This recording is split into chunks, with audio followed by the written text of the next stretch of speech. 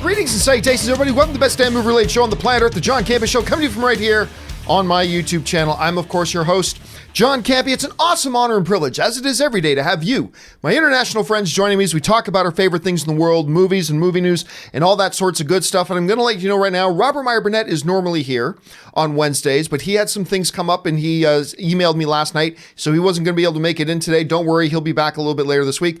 But thank goodness Chris Carr is still here, ladies and gentlemen. Apparently her name is still Robert Meyer Burnett, but we'll get that fixed in a second. I am Robert today. I am the master of fun and wonder. You are the master of fun and wonder this day. How are you doing? I am doing great. I've got sassy new hair. I'm feeling good. I'm feeling confident. You're feeling good? Yeah. Well, I'm glad you're feeling that way, because I don't know if we've got some things here that are going to keep you feeling good or not, because we got a few things that we need to talk about here off the top before we get into our main topics. But before we do, guys, a couple things you can do.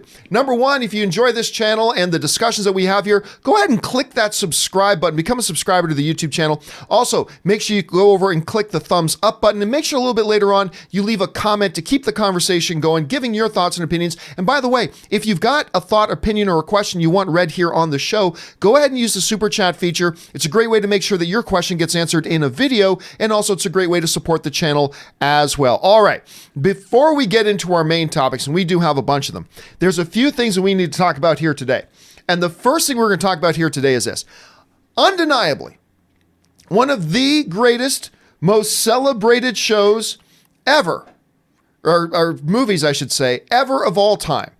You know, you can go to something that's politically left or politically right. You can go to Canada, you can go to Britain, you can go to Pakistan, you can go to anywhere you want to go, and you can sit down and say, I believe Princess Bride is one of the greatest movies of all time, and people will come flocking to your cause in great agreement and unity. It is a beloved film for many reasons, and obviously rightfully so. It is one of the greatest motion pictures of all time. I just love it. It's the greatest pure fantasy kind of film, fairy tale movie. It's amazing. Well, because it's so amazing, apparently there are people who want to remake it. Yes, there are some talks going on about rebooting The Princess Bride. Now, this comes to us from our friends over at Slash Film, and basically, one of the things they say here is this: buried deep within a Variety profile and legendary TV producer Norman Lear is the tidbit that The Princess Bride remake is reportedly in discussions. The news comes from Sony Pictures CEO Tony, I'm not even going to try to pronounce Tony's last name, who casually told the outlet, "We have so many people coming to us saying we want to remake this show or that show. Very famous peoples whose names I won't use, but they want to redo The Princess Bride.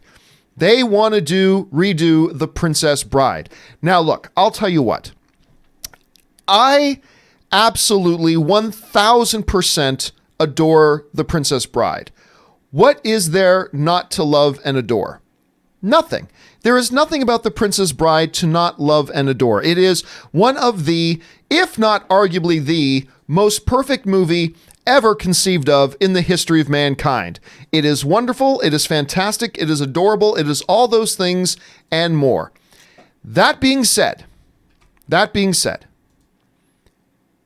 you can remake it. You can remake it. You can remake The Princess Bride. Go for it. How dare you? Go for it. And I love The Princess Bride. As you wish, you can remake The Princess Bride, and I will tell you why. And for those of you who have watched me for a period of time, you've probably heard me make this argument before, but I'll say it again. Because there is no argument against making The Princess Bride. There is simply no downside. Nothing bad can happen to remaking The Princess Bride. See, here's the thing. Some people treat remaking a movie like the idea of repainting your car. All right? Because let's say you've got a great car. You love your car. It's this great, like maybe you got like a matte black on it and it looks great for the model car you have. And you think, you know what? I want to paint it plaid. I want to go ahead and paint that car plaid. Now, to do that though, means you got to paint over the paint job that you love. It essentially means you have to destroy what you love in order to try getting this new paint job, right? And that's how a lot of people, whenever the idea of remakes of classic, wonderful, near God perfect films like The Princess Bride comes up, a lot of people take the same mentality.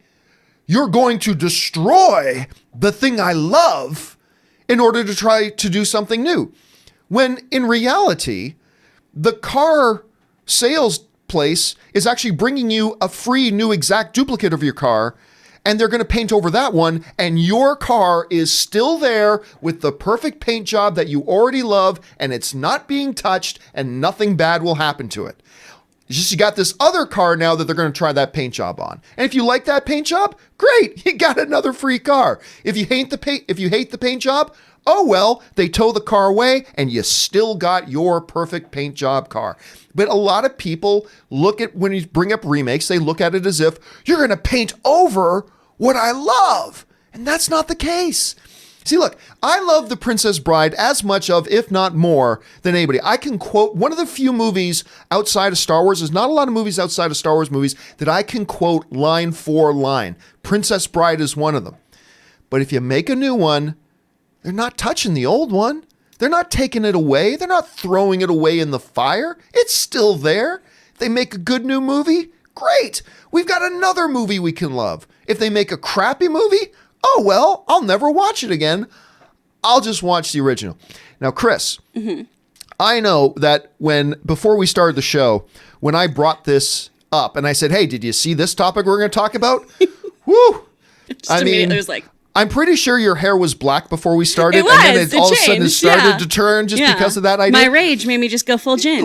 What are you thinking about this? What do you think about the idea of remaking A Princess Bride? I mean, I hear you that it's not going to negate my favorite movie. I know it's not going to take away from it. I love Princess Bride. We did a reading at our wedding from the book Princess Bride that, let me tell you how I love you. I love everything about it. So when I hear that it's being remade, my first thought is, but for why? But for why? Because it's perfect. And how are you going to make a new one? It's like, sometimes there's a reason to make a remake. You know, the Aladdin film, actually, I really enjoy. I think that's a really great movie and it did something different. But then you look at something like Beauty and the Beast. That is one of the most perfect animated films of all time. One of the few animated films to be actually nominated for Best Picture. It was the first movie animated film ever to be nominated for Best Picture. Yeah, because it's amazing. And then you go watch that remake and go, why did you do this? Who thought this was good? That's how I feel about Princess Bride. How are you going to replicate or try to do that movie? I don't know what new things someone could bring to it that makes it enjoyable. I'm sure people have their ideas and their thoughts, but I'm not getting Andre the Giant. And I don't want to see anyone else play that part. I don't want to hear anyone else rhyming about peanuts except for Andre. Anybody want a peanut? Yeah. No. I hear you about I'll get a different plaid car, but I'll get that plaid car and I'll set it on fire. Okay, but let me ask you this, though. Like, you bring up the idea of Aladdin. Couldn't somebody make this same argument about Aladdin before you saw it? Couldn't they say, that movie with Robin Williams cannot replace Robin Williams? No way in hell can you replace Robin Williams. And we did hear those arguments. We heard a lot of people saying, that Aladdin movie is damn near perfect. Robin Williams can't be replicated. He can't be duplicated. He can't be imitated. There's no way to do this, blah, blah, blah, blah. And what happened? They made it. It felt kind of fresh. People enjoyed it. Made over $1 billion. Yeah. And now we've got 2 Aladdin films. I still prefer the animated version, but I really got a lot of joy out of this new one. And now we've got 2 Aladdin films.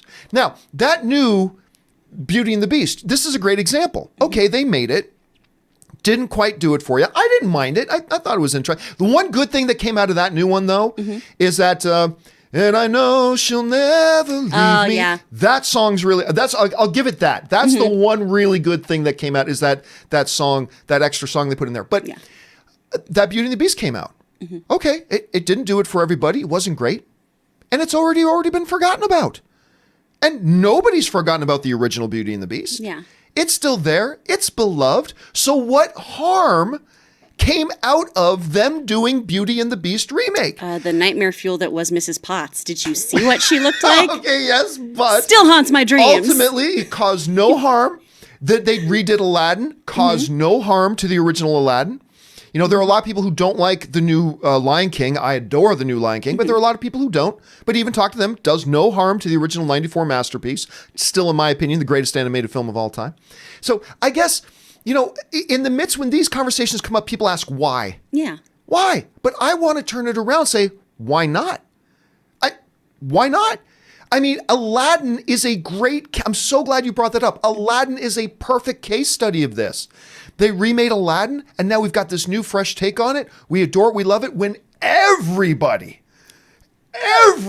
was so damn against this movie when they announced it. And what happened? Came out, none of us have forgotten the original one.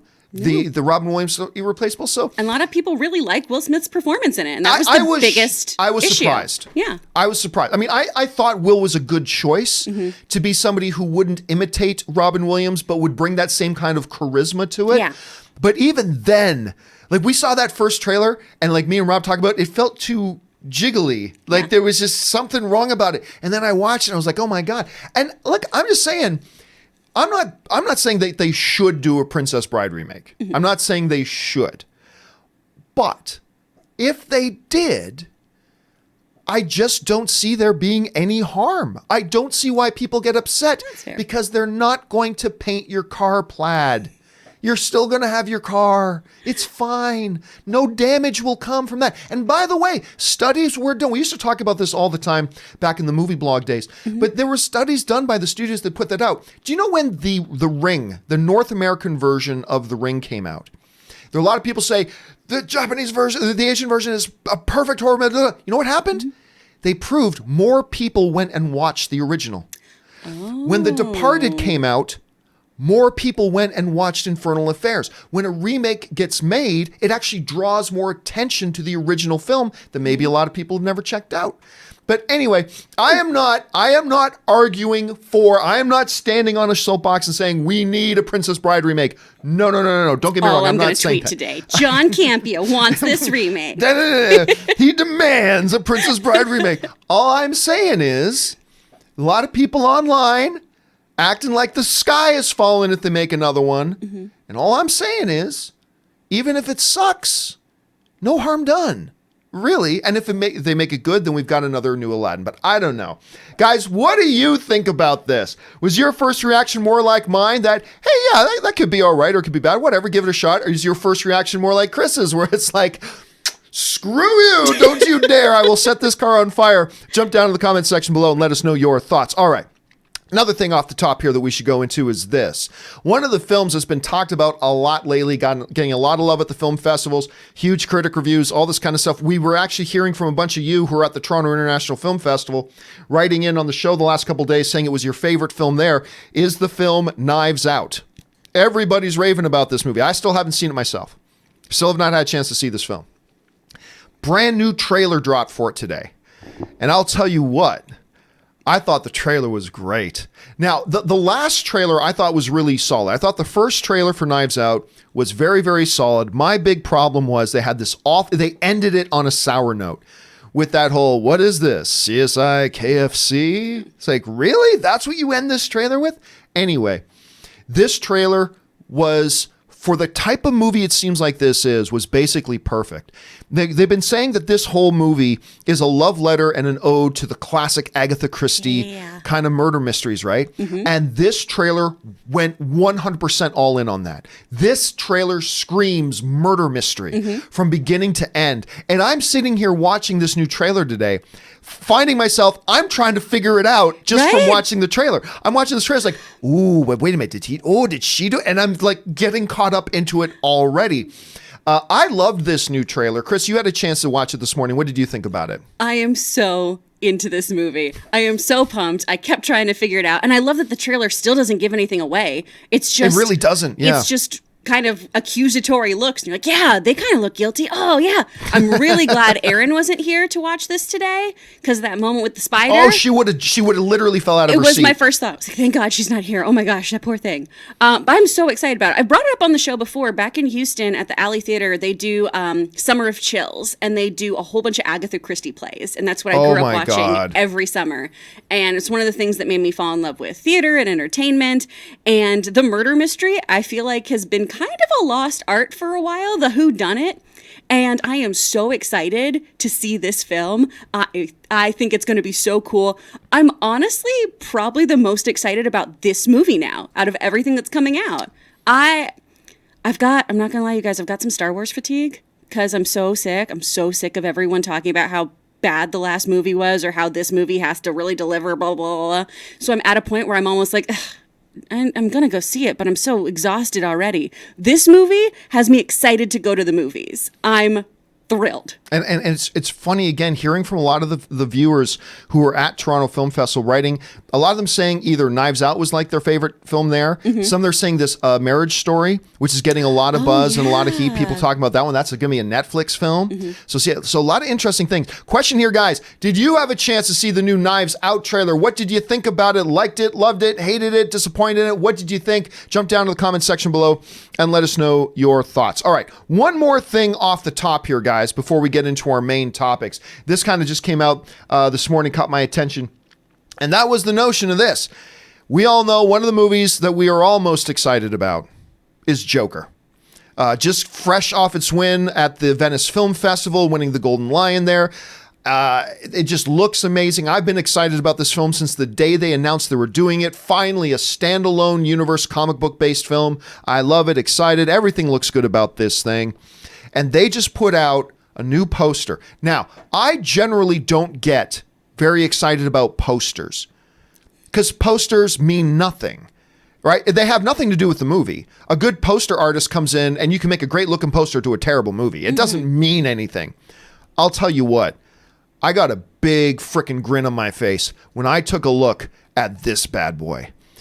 This is the new Imax exclusive poster for really the upcoming Joker movie, and I just about lost my shit. And I'm the guy who doesn't care about posters all that. I like a good poster. I'm just saying, won't increase my excitement for a movie, but there are exceptions to everything.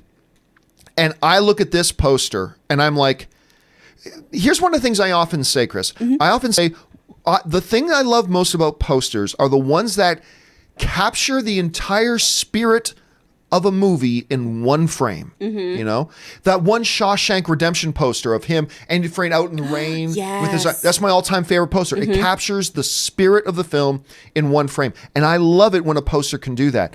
And I feel like I'm looking at this poster, and not only do I feel like I'm catching the DNA of this movie in one captured frame, I feel like this one poster artist's iteration of this has captured the spirit of the Joker. Not just this movie, but of the Joker in one thing. This great, I mean, I wish I could get in a little tighter on the picture so you could see the smile on his face like he's performing while the world burns behind him. This is his opera. This chaos and disaster and destruction are his opera, and his music and fire is his muse. As the world burns around him, this poster is awesome. This poster is filled with pixels of awesome screwing each other and birthing new awesome. That's what this poster is. I never get excited about posters. They mean nothing to me. But oh my God, this poster does it. It's amazing. It's the concept. The concept, it's just a simple concept. Standing in front of a burning car, but it captures everything about it, and it makes my heart smile, and I want to see this. So this is one of the few posters ever that has actually increased my excitement to see a movie. Absolutely, I would frame that. Oh my God, I want that. Anyway, you take a look at it. What do you think about it? It looks so cool. It looks so cool, and even if this movie doesn't deliver, I would probably frame that poster and put it in my office. I think that looks so cool. And like you're saying, it completely encapsulates that character.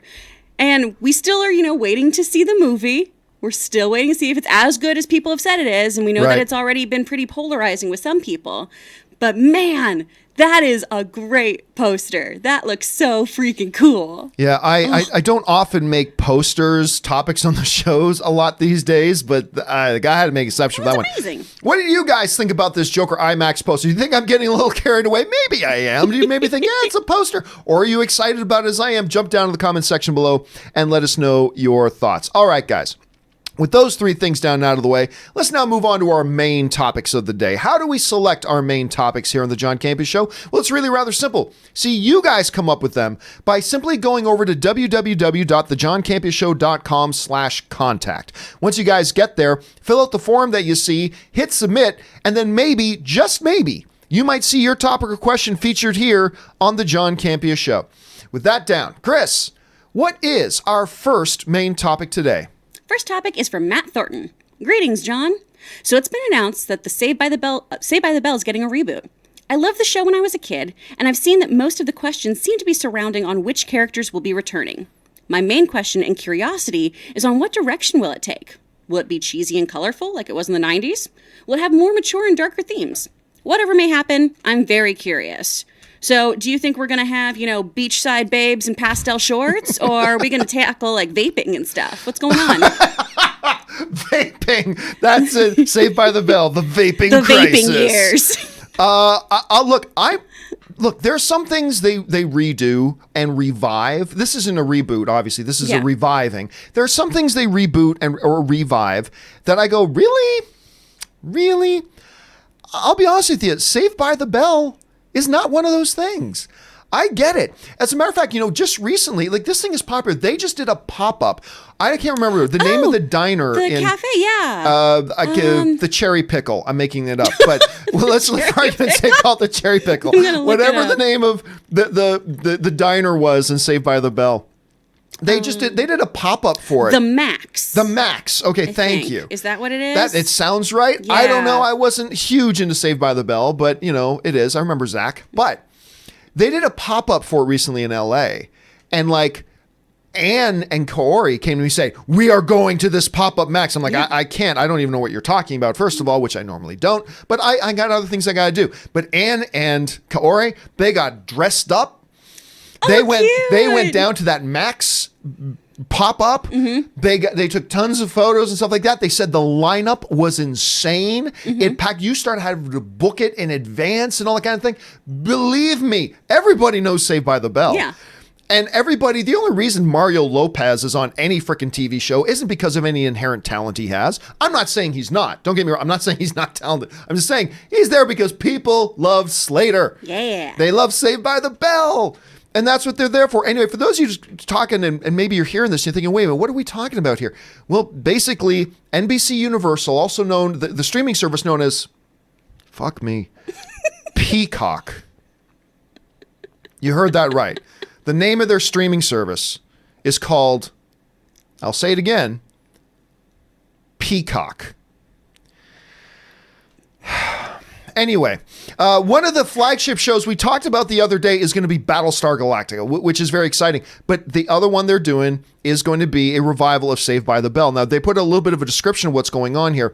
It says, the series explores what happens when California Governor Zach Morris, that's right, Zach Morris is now the governor of California, gets into hot water for closing too many low-income high schools and proposes the affected students be sent to the highest performing schools in the state, including Bayside High. Lopez and Berkeley they're coming back, will return to play their beloved characters AC Slater and Jesse Spano, respectively, in what sources say are new roles as parents. Aww. So I guess, in the words of Syndrome, they got busy. So apparently they have kids and they're back now and they're doing this. And I'll tell you what, I don't know, Potterheads call themselves Potterheads. Yeah. I don't know what Saved by the Bell fans call them. A bellhead? Bellies? Bellies. Baysiders? Baysiders. I like that. I can go with that. Yeah. I am not by any stretch of the imagination a Baysider. But I'll tell you what. I see, much like the idea of a reboot, I don't see any downside to this. I mean, I think there's going to be more people than you think are going to be excited about this and are going to actually line up for this new streaming service just to watch a new Saved by the Bell. Anyway, Chris, I don't know if you're a Baysider or not. What do you think about them redoing this? I loved Saved by the Bell, but once we got to the new class, new class kind of wasn't as good. But I also, in the last 2 years, or I guess year, have been watching Zach Morris's trash on YouTube. And boy, does that reshape that show for you. Where you're like, wow, he was such a bad dude. So of course he's a politician now. Of course. Of course he's governor. I'm really confused too how Mark Paul Gosselaar is going to be splitting up his time. Because he also is working on Mixed-ish right now. And so he's on that because he replaced Anders as the dad. And so then he'll also be guesting or regularly appearing, I guess, on this show. It's funny, more and more these days, we're seeing actors that appear on multiple shows at the same time. Because remember, He also just had that show. Oh, what was it called? Passage? The Passage. Yeah. You know, I liked The Passage. I thought it was cool. Got canceled after one season, so that's unfortunate. He had a little bit more free time now. His schedule freed up a little bit. But I got a feeling, the way I was reading this, that he's not probably going to be a regular on the series. I have a feeling the way I read the articles, it feels like maybe he'll pop up once in a while. That makes sense. He'll do a timeout when politics get dicey. Yeah, it'll be more of a Lopez Berkeley kind of a show, I think, but I don't know. I mean, as long as we deal with Jesse being addicted to caffeine pills, I'm in. I think the show should be kind of cheesy still. I think you should still have those timeouts and those kind of larger than life moments. And they did tackle some serious-ish issues back in the day, so I think you can kind of balance it out. Yeah, not well, but they sure did try. Well, we know that to get Robert Meyer Burnett on board is going to be getting Tiffany Amber Thiessen back. Yeah. So that he already stated that was his public All thing. All he wants is Kelly Kapowski. Yep. There and you go. who can blame him? What a babe. Listen, guys, what do you think about that? You might be surprised. You know, I bet there's a number of people on here who goes, no, I don't care about Saved by the Bell. Deeply, they're like, oh my God, they're bringing back Saved by the Bell. I bet there are some of you out there. Jump down to the comment section below and let us know your thoughts. All right, with that down, let's move on to main topic number 2. Chris, what is our second main topic today? This one's from Tony. Hey, John. Something people attacking Birds of Prey don't realize, almost like they want it to fail, is if it fails, getting any R-rated CB movie made will be harder. WB could force James Gunn to make Suicide Squad PG-13 with the logic, the last R-rated Harley Quinn film failed. It has a Deadpool vibe. Humorous, R, and Harley breaks the fourth wall. This isn't Charlie's Angels. It's not strictly for women. I take issue with your phrasing here, sir. Margot Robbie said she pushed for an R to avoid a chick flick label. Thoughts? Well, everyone already knows how I'm going to feel about parts of that question. But John, how do you feel? Well, I mean, look, let's be clear here. So there is this new Margot Robbie movie coming, Birds of Prey and the Fabulous Emancipation of one Harley Quinn, which is not as bad as Peacock, but not a great title.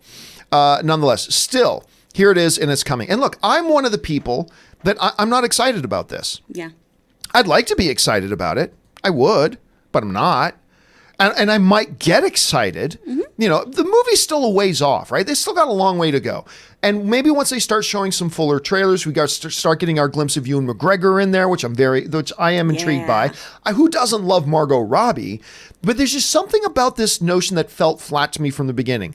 But I am by no means. And I don't see a lot of people out there hoping this movie fails. Yeah. I mean, it's a comic book movie. Of course, I want it to be $1 billion hit. I want it to be a big hit. I love her, whatever. I want them to continue the success. I absolutely love Shazam.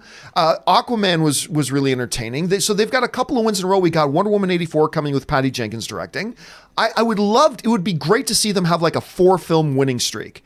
That would be amazing to see. I'm just not feeling it yet. And that's fine. But a couple things you bring up in the question that I want to address.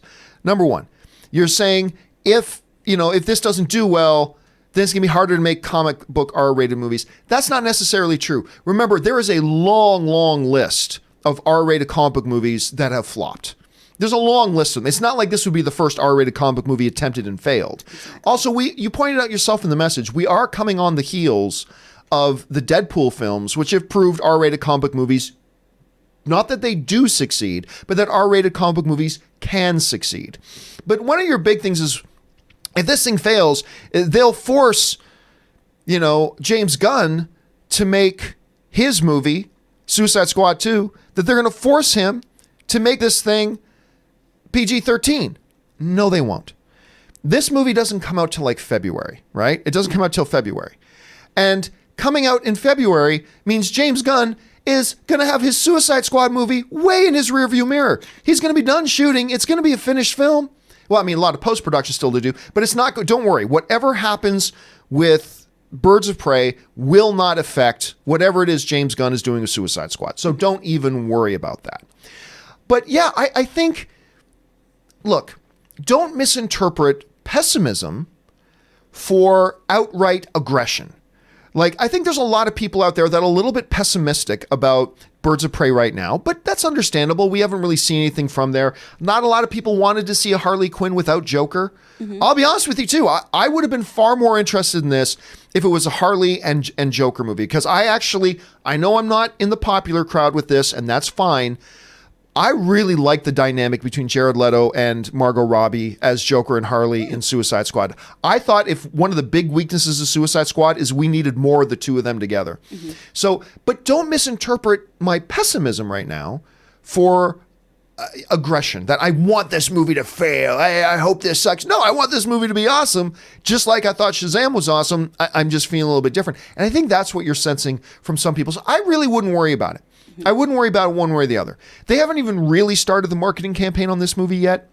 Once they do, then you're going to start to get a feeling about what people really are sensing from it. Right now, it's all just conjecture and hypothesis and hypothetical, so I wouldn't worry about it too much. I don't know, Chris, where are you at right now with this movie? I mean, I'm not too excited either, if I'm completely honest. And I love Huntress, and I love Mary Elizabeth Winstead. Oh, God, I love her. She's my great. Girl, I love her. Ramona Flowers forever. Wow, she's got Gemini Man coming up Yes. too, which she's killing it right now. She's incredible. I love her so, so much. But, we really haven't seen much of this movie, so there's not much to decide on whether or not we like, There's so little that's been released. I'm also a purist when it comes to my Harley Quinn. I like that Mad Love origin story from the Batman the Animated Series that gave us Harley. I like that she was manipulated. I like that she psychologically gave into the Joker. I don't like her falling into a vat of goo and being like, oh, I'm crazy now. I don't enjoy that. Please do that again. No, I'm crazy now. Do it that at least could once be a Logan's day. ringtone. Yeah, Logan should make that his ringtone. It's just going to be that on loop. It's going to be fantastic. But I don't think that anyone's really rooting for this to fail. I think we just haven't seen enough of it to make a decision. And also, I'm just going to circle back to this whole chick flick notion, dude.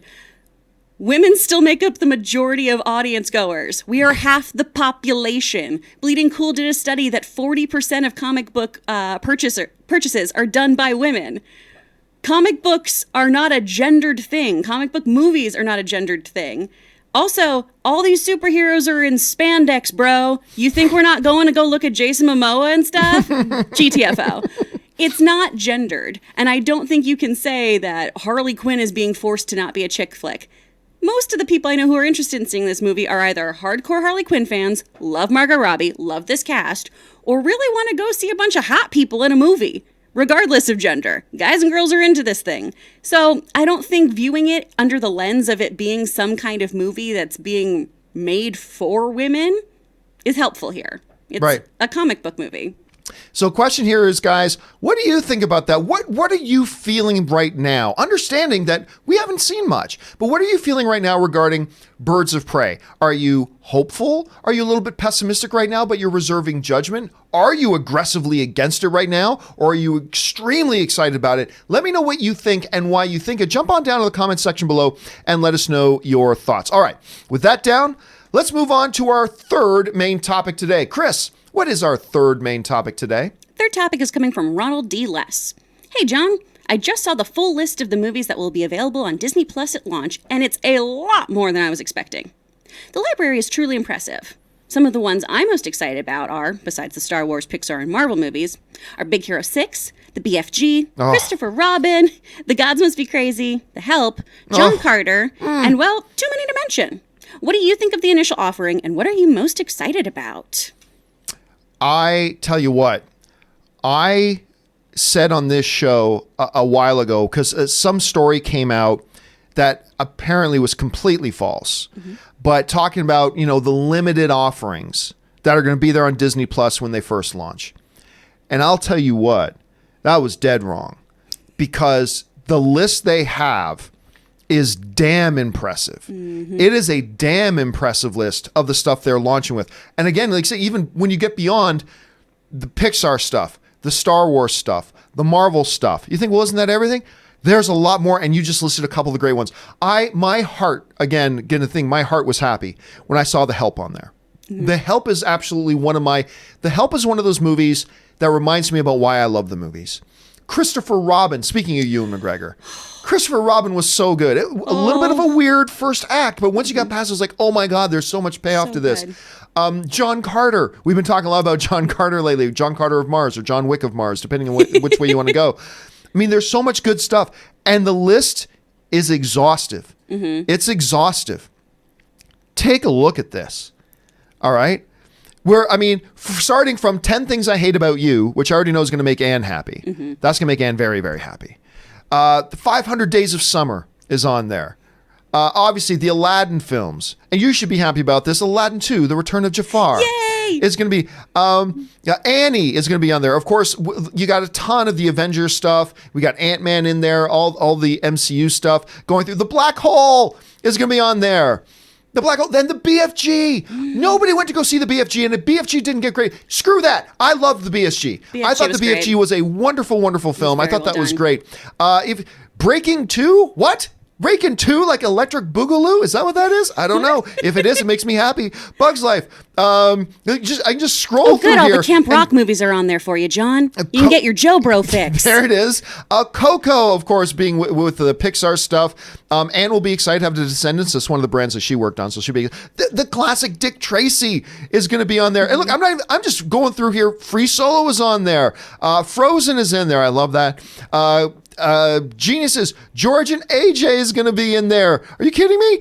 Then, of course, all the MCU stuff. But look at this list, guys. It goes on and on and on. Into the Woods, Inside Out, Incredibles 2. And every time you stop, there's a big list. Again, James and the Giant Peach, John Carter there. Let's see. We got the Jungle Book, the classic Jungle Books. Oh my God! Of course, like the highlight. This is why we're getting. Yes! This is why we're getting Disney Plus, ladies and gentlemen. We got to get some Kazam in here. Kim Possible is. I mean, look at this list. It's crazy. And then, of course, then there's all the Star Wars stuff. Then once you get to the end of it, you start getting still going. So then you get into now all the old television shows. They're going to be there. For those of you who like that crappy piece of garbage, Agents of S.H.I.E.L.D., good news. Agents of S.H.I.E.L.D. is going to be there for you guys. Love Agents of S.H.I.E.L.D. I hate that show. I wanted to love it so much. Anyway. Agent Carter, which I do love. Agent Carter is going to be there. A lot of the animated stuff, like Avengers Assemble and stuff like that. Going on and oh God, look at this list. It just keeps going and going and going. We're getting old Gargoyles on there too. We're getting classic DuckTales. I am so excited. The old Incredible Hulk show is going to be on there. Listen, I knew that Disney Plus eventually was going to be like a must-have thing. Now, for me, it was already must-have because Mandalorian is launching, right? But I was a little skeptical about, they're starting off with it, because I've said this on the show. It feels like they're not going to be starting off all that must-have. Yeah. Like, it's going to have a little bit of a questionable library when they start. Especially with that low price. Screw that. Yeah. This looks amazing. Now, that list, by the way, again, came to us. That's over on Slash Film. So you can find the full list over on Slash Film there. They did a really good job of putting that together. Looks incredible. Now, again, I was going to get this damn thing day one just because I want to see The Mandalorian. But I was like, yeah, but besides Mandalorian, like they're launching with the Lady and the Tramp reboot. I'm not really interested in that. One or two little things. Like maybe in a few months, once I get some more of the originals, then it'll be... I think this looks like must-have right out of the gate. Yeah. And one of the things that gives them a big advantage over something like Apple TV Plus is that Apple TV Plus ain't going to be launching with a library like this. And also, I don't care about what's on Apple Plus. No, not yet. Not me either. And this puts them on look, Netflix still is the king of the hill when it comes to sheer options and number of programs you can watch. Sure. But Disney Plus seems to be launching a lot closer to Netflix than I thought they would. So I got to tell you what, I'm really impressed. How are you feeling about it, Chris? Oh my gosh, I'm not going to leave my house ever. I'm so pumped. I'm a Disney kid. I grew up on this stuff. I was a Disney performer. I am all in. I get to watch Gargoyles. I get to watch Muppet Treasure Island as much as I want. Hell yes. And that's on top of all the other new stuff we're getting. I showed Logan the trailer to Noelle yesterday. Oh, I thought that looked great, by the way. I'm so happy about it. And he lost his mind and afterwards went, "You went to D23 and you didn't come back to the hotel and talk to me about this? Are you crazy? I love everyone in this cast and we didn't have a talk about this?" Everything they're doing on there, the Jeff Goldblum show, the Forky stuff, and then all this classic content on there, I'm not going to see a human being for the next 5 years. And by the way, I just want to throw yep, X-Men. Yes! X-Men. Ba-na-na-na-na-na. Yep. Yes. With Jubilee and all that kind of stuff. It looks. That was like my gateway drug to comic books. It really, I think that was for a lot of people, as a matter of fact. Look, I think I was already excited about Disney Plus, but I thought I'd be eventually extremely excited about it. Yeah. I'm there now. So the question here for you guys is this. What do you think about this list? Does this change your perception a little bit about Disney Plus right now as far as what they're offering right out of the gate? Jump on down to the comments section below and let us know your thoughts. All right. With that down, let's now move on to main topic number 4. Chris, what is our 4th main topic today? This one comes from Daniel Maluski. Deadline recently reported that the chairman of direct-to-consumer and digital enterprises, Bonnie Hammer, said that he hopes to reboot The Office on the Peacock streaming service. The Office is my favorite show of all time, but this horrifies me. Steve Carell has already expressed that he has no intentions to return. Even if they get 100% of the rest of the cast together, it seems like the best we can hope for is season 8 or 9 quality. Worth it? Well, judging by that little sigh, John, I feel like you don't think it's worth it. No, my sigh was over Peacock.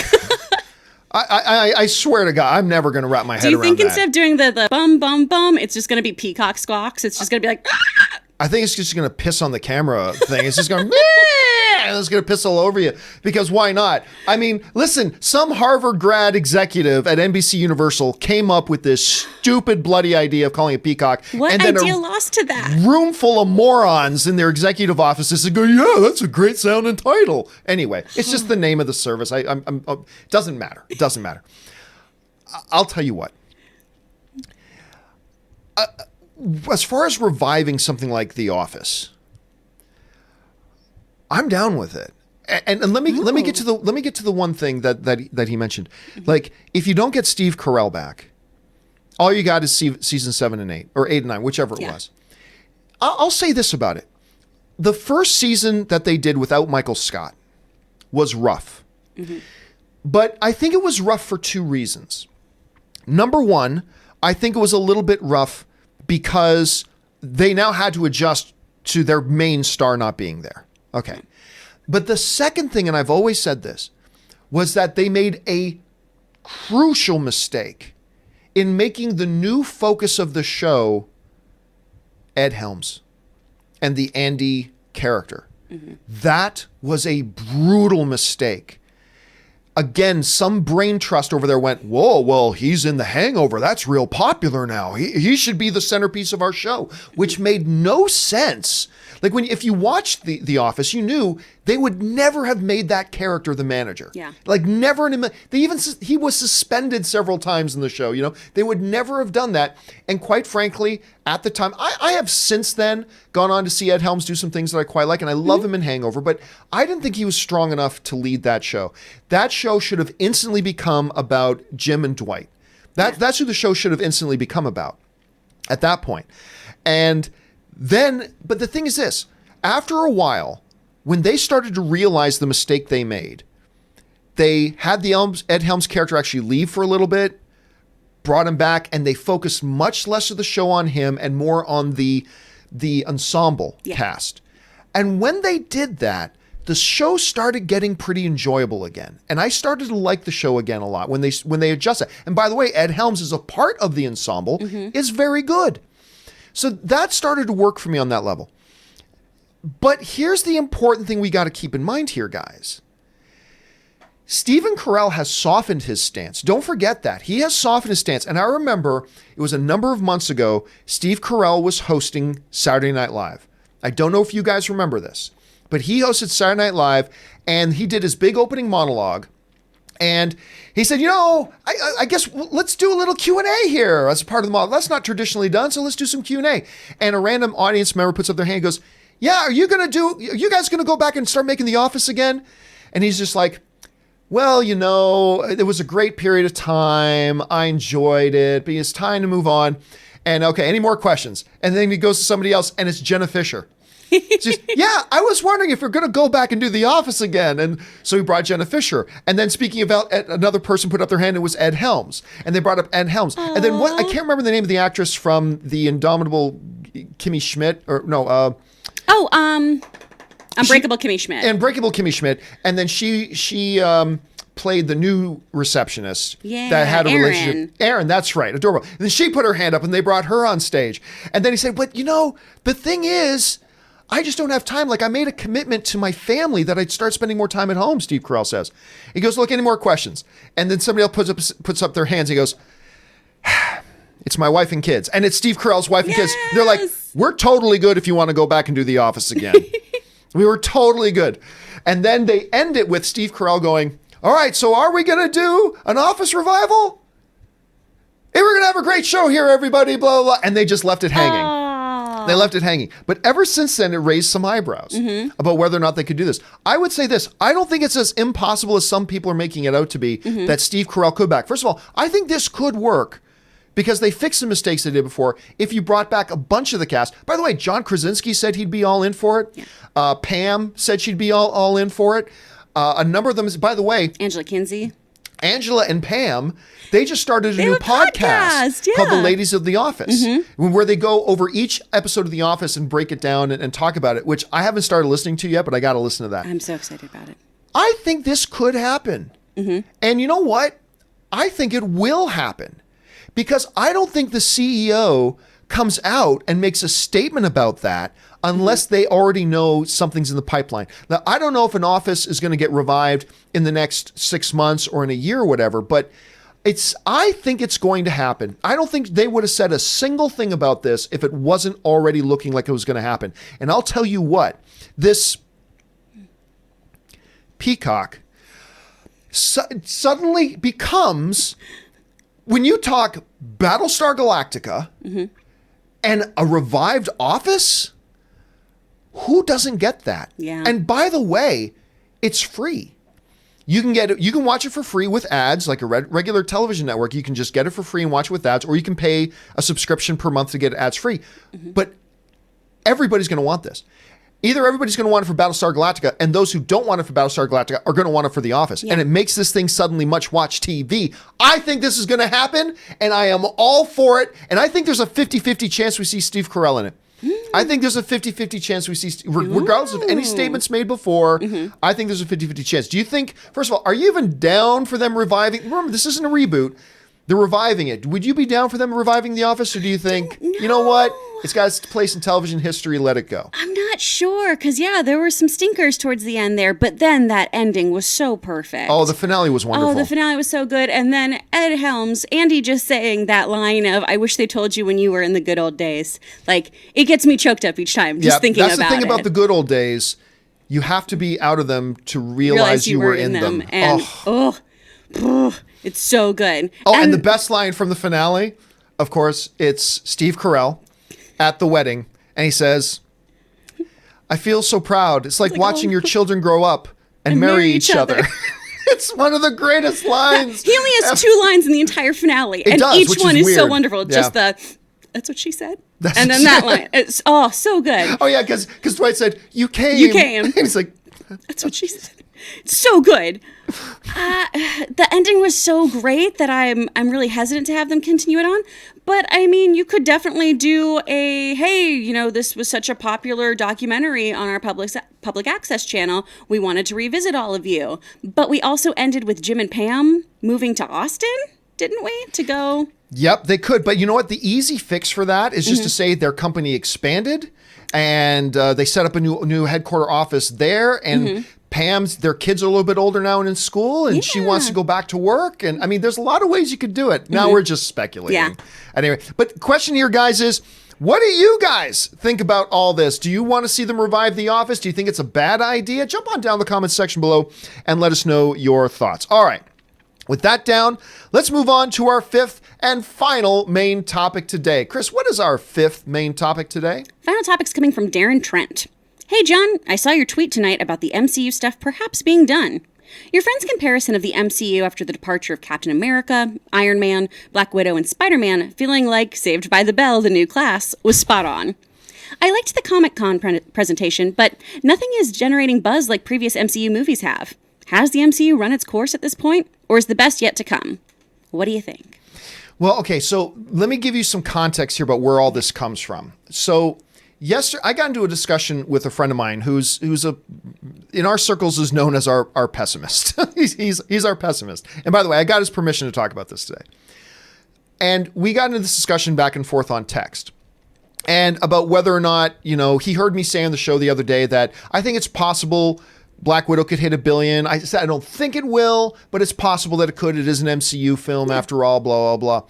And, it started that with, then he wrote to me, it's like, this film is not getting anywhere near $1 billion. And it got into this discussion of me saying, don't underestimate the popularity of the MCU, and him getting into don't underestimate that people kind of feel like the book's been closed.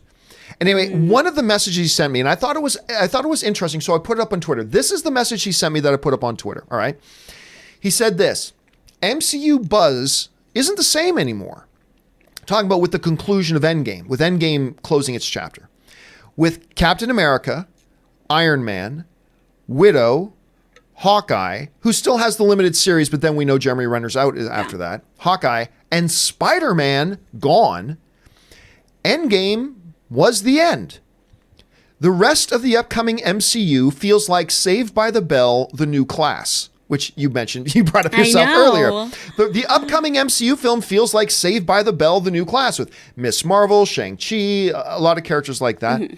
Same interest just won't be there. Now, I thought that was an interesting thing he said, because the one thing that I did agree, even though we were arguing in a fun, friendly way, one of the things that he said that I did resonate with me is it's like, yeah, with all these big main key characters gone, it does sort of feel a little bit like, is the MCU now Saved by the Bell, the new class? It's all new people, but yeah, Screech is still there. Doctor Strange is still over there. Principal Belding? Yeah. Belding. Is that Belding, right? Good job. Principal Belding's over there. There's Thor over there. But like, Zach's gone, Captain America. Slater's gone, Iron Man. Widow's gone, Elizabeth Berkley. Like, all these main people that everybody loved. And now everybody's new little heart love favorite, Spider-Man. Now Spider-Man's gone. Disney blew that. Yeah. And so I just thought his analogy was kind of interesting, saying now the MCU to me feels like Saved by the Bell, the new class. And and this came up too, after Comic-Con, there was a lot of excitement amongst a lot of people when they did the Marvel presentation. But what they pointed out, and I had to think about it, I thought, well, he's right. That buzz dissipated pretty quickly. Like, I remember when Kevin Feige in Hollywood came out and did the big presentation for Phase 3. That made the internet explode, and it never stopped. The excitement, chatter, and buzz about almost each and every one of those upcoming films was nonstop for the rest of the next 4 years. It just didn't stop. The Comic-Con one kind of did, and I think, Endgame, in its amazing success, may have, as a part of its world-dominating success, maybe did its job too well. Maybe made it actually feel like the end of the line. It made it feel like the MCU is now done. The one thing I had to agree with him on was this. I don't feel the same buzz now for the MCU as a whole as I did a year ago, as I did 2 years ago. I don't hear people jumping up. Now, I'm excited for Shang-Chi. Robert Meyer Burnett is super excited for Shang-Chi. I don't hear a lot of people online talking about it. I'm not feeling a lot of buzz for the Black Widow movie. Now, granted, it's still a little ways out. We've got more marketing to come. Let's see how that. I still believe it can be a $1 billion film. I don't think it will be, but I think it's got that potential. But I can't deny that I'm not feeling that buzz anymore. Yeah. And I'm wondering if the era of the MCU movie is done. Not that the MCU is done. Make no mistake. I think, and even my friend conceded, look, these movies will all be successful. They're all going to be successful. But that thing that we hit where the MCU movies were practically hitting $1 billion each, because that's what the MCU is just about averaging. They're almost averaging $1 billion per film. Wrap your heads around that. But he kind of believed that era is now behind us. And it's like we're going back to square one. They're going to have to rebuild the buzz now. They're going to have to reestablish themselves. They've lost their most popular kids in school. The most popular, Spider-Man, Iron Man, Captain America, they're all gone now. They've got to rebuild. And then maybe we'll get into another MCU era in a couple of years. But his argument is there. Now, I put this up on Twitter yesterday. And as I sometimes do, I expected a huge negative reaction to that. Like everyone saying, your friend's crazy, blah, blah, blah, blah. But what I was shocked to see were responses that were kind of sympathetic to what my buddy was saying. Responses like, I left Endgame feeling that way. It was very satisfying conclusion to a 10-year journey. Almost feels like the MCU is back at phase 1 and they have to rebuild again. To be honest, it's up to Marvel to keep people's interest up. Like, yeah, no duh, but with the Spidey news and most MCU projects not coming till mid next year, it seems kind of hard to keep that level of excitement. He has a point. I'm already less interested in the movies coming up outside of Blade and Black Panther, and you see they have to invoke the name of Iron Man for the Black Widow movie. Yeah, well, I mean, they did that for Spider-Man as well, to be honest. Eric writes, I agree. I just don't see it being an issue. I mean, so that's true too. And then Epfen writes, it seems to me like they're expanding the universe into new territory. They literally just gave us the biggest film of all time. Plus, come on now, these MFs just got X-Men, Fantastic Four, Galactus, Silver Surfer, etc. It's about to get bigger. Kind of agree. I think they'll figure out to make it interesting, but this is exactly why Robert Downey Jr. and Evans will be back at some point. It's just a matter of time. They're letting things cool off for a while. Let the fans start to miss them just soon enough to boom. Now, look, there are also a bunch of things in here, Chris, messages from people that are saying, no, your buddy's crazy, your buddy's crazy. I was just shocked to see like a whole bunch of people going, yeah. Like it just felt like Endgame finished it off and it's closed off. Spider-Man Far From Home was then like the epilogue to that. And everybody would see what happens now. What's the after effect now of Endgame? And now where are they going? Look, I think it would be a fool's errand to underestimate Kevin Feige at this point. You just don't underestimate Kevin Feige and what he's going to be able to do. But everybody hits a wall at some point, right? So I'm going to say something that might be a little bit controversial, but I'm going to stand by it. You? What? Me? What? Is this? I think I might agree that the era of the MCU that we have been in now for the past 10 years, I think that era is over. I do. I think with the tremendous success of Endgame, I think the statement that Endgame maybe did its job too well to really feel like it's done now. Where do you go from here? You just battled the Titan with the ability to wipe out the universe with a snap of his fingers. Yeah. Where do you go from here? And oh, by the way, the most popular kids in school are now gone. Captain America's gone. Iron Man's gone. Spider-Man's even gone. But while saying that I think that era of the MCU is over, because I agree, I'm not feeling the same buzz that we have in years past. Even in years past, as we were in the middle of a number of months until the next MCU movie, you still felt that excited buzz for whatever the next one is. I'm not feeling that right now. But while I believe that it might be true to say that we are at the end of the era of the MCU, I'll also say that I think it's true that we could very well potentially be at the starting point of a new one. We might be. We might not be. But I think there's potential there because, again, I think you'd have to be foolish to underestimate Kevin Feige. Yeah. You got to be foolish to underestimate him. I think he can pull this off. But in sports terminology, which I like to do every once in a while, a team has to rebuild. A team, they had like 3 championships in a row, but now all the contracts have expired. The stars are leaving, blah, blah, blah. They have to go into a period of rebuilding. And then sometimes they rebuild a new championship team. Sometimes they rebuild and they end up being a middle of the road team. What will the MCU be going forward? We don't know. I'll always put my money on Kevin Feige. Absolutely. But I do feel in sports terminology, they are in a rebuilding year right now. They're kind of bringing things back together. They're going into a thing with Black Widow. We saw what happened with Solo when they had a big movie with a beloved character that died and then followed that up with a prequel thing about that character. Didn't work out so great. Yeah. So I don't know that that's going to be the case with Black Widow, but at least you still got the original star coming back to player. Exactly. But I don't know. You're hearing all of this, Chris. What's your response to that? I mean, it does feel like Marvel kind of had a fire sale. Everything must go. But I am a Marvel true believer, and like a phoenix rising from the ashes, we will be fine. I I'm a big comic book person, so I'm excited about these other characters. I'm excited about Shang-Chi. I really want to see what all is going to happen from here. I understand that we're going to have to take the time to reintroduce a whole bunch of people, though.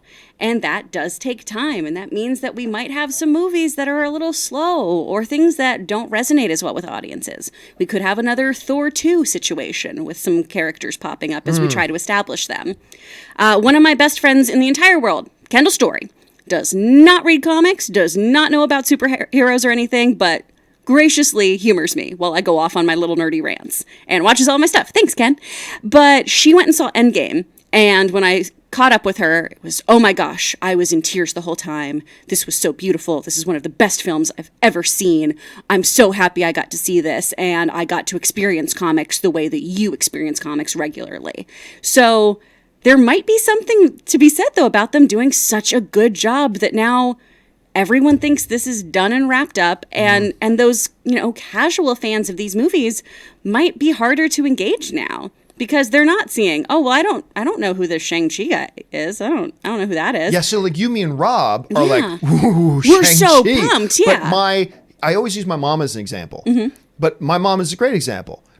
Thor Ragnarok was coming out. Mom, when I'm talking to my mom, we got to go see Thor Ragnarok. All right. Yeah. My mom doesn't know who Shang-Chi is. No. My mom doesn't know who Miss Marvel is. Exactly. My mom doesn't know this and that. And it's so that's why I came back to that analogy. I love your fire sale analogy. Everything must go. Got rid of Tony Stark. Got rid of Captain America. Spider-Man's gone. We don't got any room for Spider-Man. Throw him away. It's going to be an interesting couple of years to see how. You know what? I'll say this too. I've been saying for a while, I think Kevin Feige could very well leave the MCU very soon because what is left for him to do? Yeah. I mean, he's done all. He's now cumulated all of his achievements with the biggest box office film of all time. He's had films nominated for Best Picture at the Academy Awards. Still hasn't won one, and he's not about to. But still, that's great. He's had all the success in the world. Yeah. He might look at maybe a rebuilding phase as his next big challenge. Now it's time to rebuild the MCU and get it back to the same glory state that it was before. Who knows? Question here is, guys, what do you think about that? Are you like, you know what? To be honest, some of the buzz has died down, and it is a little bit like Saved by the Bell, the new class. But, there is hope ahead. Or are you like, no. The buzz has not diminished. The excitement is still there. The MCU is as strong right now as it was that the day Endgame came out. Where are you on all this? Jump down to the comment section below and let us know what you think. All right, guys. With all the main topics down and out of the way, we're going to take some of your live questions that you guys have been firing in. But before we do that, we're going to take a short little intermission here as we stretch our legs, refill our drinks, and all that kind of stuff. So if you will hang tight and indulge us for just about 3.5 minutes, we're going to go and take a break and be right back. Don't go anywhere. We'll see you in just a few minutes.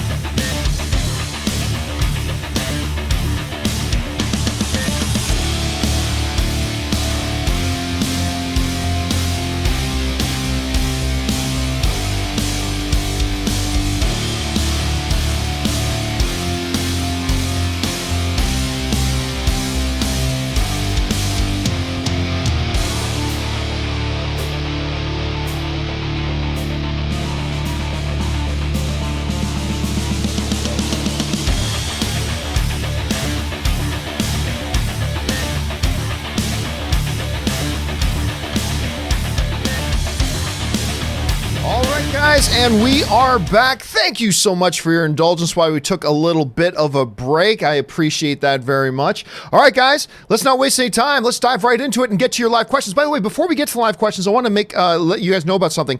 You know, when we do the show every day, quite often we don't have time to get around to all the questions that get sent in, so I do companion videos. Some of you might notice we didn't do a companion video yesterday. The reason for that is, once I gather up the unused questions, I realized there really weren't a lot of leftovers. We almost got through all of them. So I thought instead of just doing a short little video, I would include those leftover questions with today. So the questions from yesterday that didn't get answered, they'll be included in any companion video that we do later today. So I just wanted to give that announcement a little bit off the top here. Okay, with that down, let's get to it. The first question comes to us from Hector Jeter, who writes, just wanted to tell y'all good luck. We're all counting on you. That's from Airplane. The buzz is not gone for me. Once we get a tease of the next movie, the buzz will come. Maybe. You know what? I think there's going to be a lot of people like you, Hector. I think there are a lot of people that the buzz is not diminished at all. I think there are a bunch. I just also think it's true that there are a lot of people that it has diminished for. But we'll see. We'll see. Again, I think you'd have to be a fool to underestimate Kevin Feige. So, but again, my whole thing is I feel like, again, the sports terminology, they're going into a rebuilding year. And they're going to start from scratch and build it back up again. And Kevin Feige's the guy to do that. So we'll see. We'll see. All right, James Welsh writes, in the comics, Florence Pug's character becomes Black Widow. You think they would just replace Natasha with her like they're replacing Hawkeye? I'll tell you what, I don't like that whole... I know they do it in the comics, but I'm not a big fan of now so-and-so is Thor, now so-and-so is Captain America, now so-and-so is Hawkeye. You know what? No, they're not Hawkeye. They're still somebody else. They're just taking the job title, but they're not that person. Like, to me, Captain America is Steve Rogers, is Captain America, is Steve Rogers, is Captain America. That's what it is to me. Steve Rogers is Captain America. Like, let's say some other kid can come along in the NHL. Wayne Gretzky's nickname was the Great One for many reasons. He's the greatest professional athlete of all time. You can give that nickname to somebody else. You can call some other kid the Great One if you want, but that doesn't make him Wayne Gretzky. Wayne Gretzky is the Great One. So I'm not a big fan of that, but they very well could. But that doesn't mean, no, Widow's still there. No, it's just a different character that happened to be using the name Widow. It's not something they do in the comics, and it's not something I want to see them translate onto the screen, to be honest with you. I'm not a big fan of that pattern. Anyway, that's just me. All right, Amir B writes, how would they reboot The Office? The characters, the awkwardness, the writing, and Creed? Oh, God, I loved Creed. Plus, it was politically incorrect. Who's your worm guy, John? That's one of my favorite Creed lines ever. Hey, look, they did it before. They can do it again. And by the way, they were politically incorrect in a time when it wasn't cool. Like, let's not pretend like The Office was from the 1970s. The Office just ended a few years ago. So they would just redo it again. Now, I'm not guaranteed that it'll happen. Obviously, we don't know that. And if it does, I don't guarantee that it'll work. Who knows? But I think the potential is there to work. I don't think there's any reason to expect that they can't do it again. I think they can. Anyway, Mir also follows up and writes, I had the same reaction to NBC Streaming's name. The first time seeing the name online, I thought, Pornhub. Pornhub changed its name until I saw its NBC. Mind blown. True. Pornhub, now rebranded as Peacock. Look, I gotta ask the question. I'm excited about this streaming network now. When Battlestar Galactica, maybe The Office, a number of the other things that go on, I think this is gonna be pretty cool. But seriously, how bloody stupid do you have to be to come up with the name Peacock?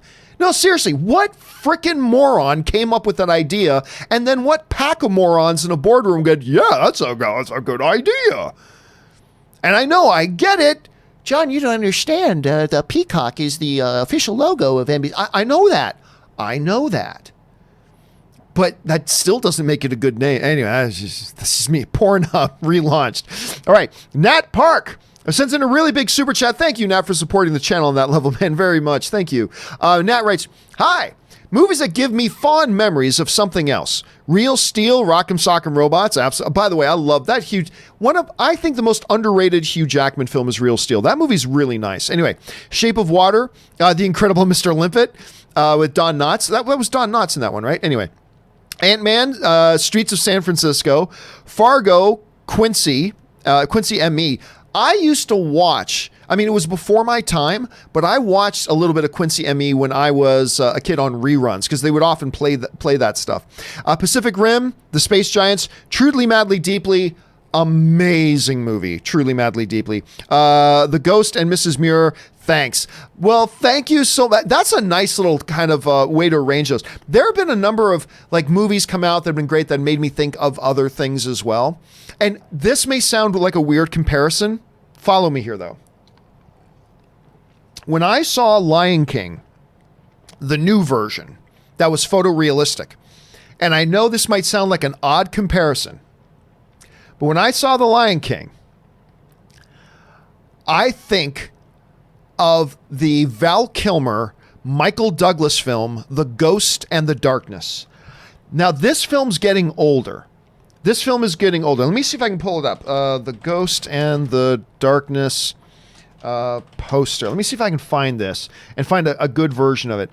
The Ghost and the Darkness is a movie I could watch all day, every day.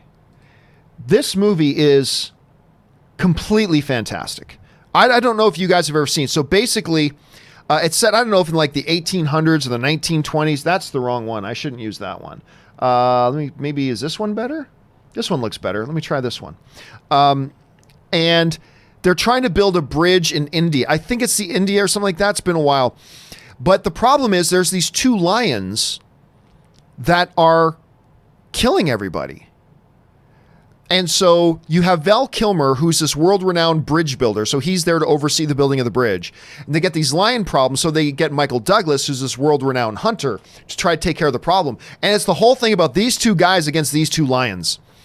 Dudes, if you have not seen Ghost in the Darkness, Ghost in the Darkness is bloody amazing. So yeah, weirdly enough, when I saw Lion King, the new one, it made my mind go to Ghost in the Darkness. So I'm with you, Nat. I'm totally with you on that. Thanks again, dude. All right. Next up, The Mandalorian of Gondor writes, one of four. Hey, John. In honor of New Comic Wednesday and with interest in comic book films and TV at an all-time high, I figured why not recommend some stuff that inspires them so people can see just how much comic adaptations there are out there. So I thought let's start big with Joker coming soon, which, by the way, that new poster, I'm not going to be able to stop thinking about that new poster. Anyway, recommended Alan Moore's Killing Joke or Brian Azzarero's Joker. Both are compelling examinations of the Joker's psyche and hardly features any Batman. That's true. Both are standalone originals. GN's makes it easy to access any new reading comics or Joker stories for the first time. That's nice. That's actually good. And then he follows up, thank you, Rob and Schnepp, for helping me check out new books back in the day, and I hope I can do the same for others. Have a great week, Excelsior. First of all, Mandalorian, that's a great one. And that is something we used to do back in the day, and Schnepp was great for that.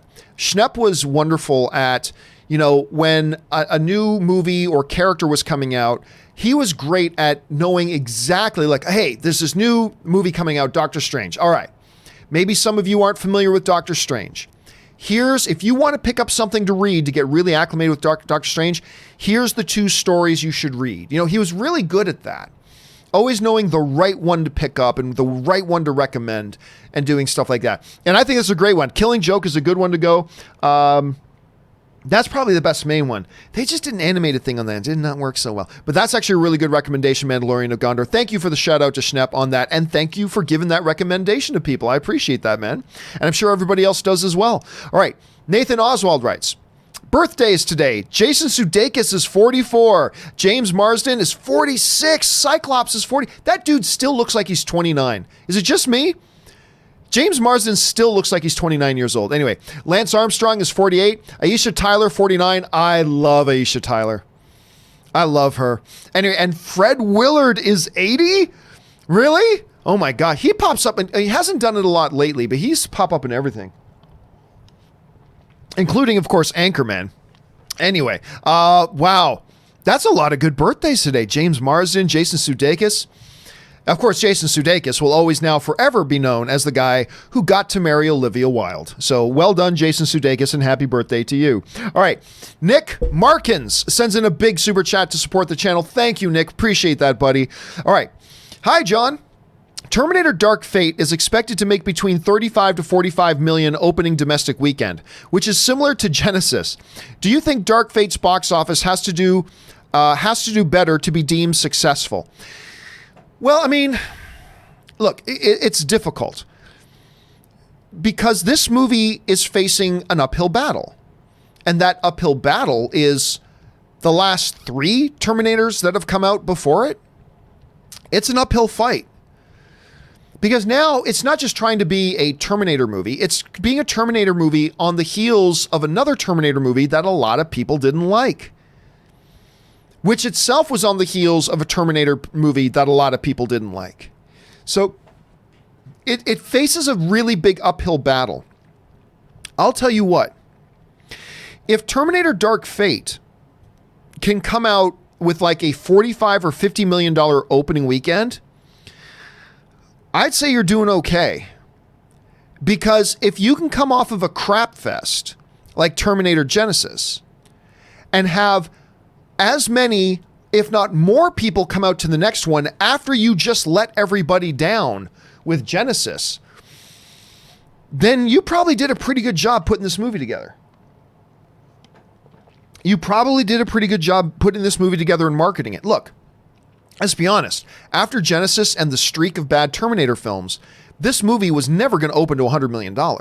It just was never going to happen. Just plain and simple, period. Unless Ryan Reynolds and Hugh Jackman and Denzel Washington were all appearing in it, this movie was not going to make $100 million no matter what. And whether or not it could even equal what Genesis made in its opening weekend, I think was a bit of a question mark. So if it can, I think that's step one. Now, if the movie opens around that range, gets good positive word of mouth, people start coming out to see it and develop some legs, it can be successful. But I think you just had to know going into it with the state of the franchise right now, you just had to know this wasn't going to open to $150 million, right? I think we knew that. And I think the studio was probably smart enough to adjust their expectations accordingly. So we'll see. Look, bottom line is this movie going to be any good? I think the trailers look pretty decent. James Cameron's back on board. You've got the Deadpool director on board. I mean, it's got a lot of things going for it to give it hope and to give it potential. We'll have to wait and see, though, man. We'll just have to wait and see. All right. Thanks a lot for that, Nick. All right. Andres Moran writes, I watched The Magicians. Thanks, Rob, for recommending. Yeah, I've had a number of people tell me about that too, man, that I should check out The Magicians. I never have.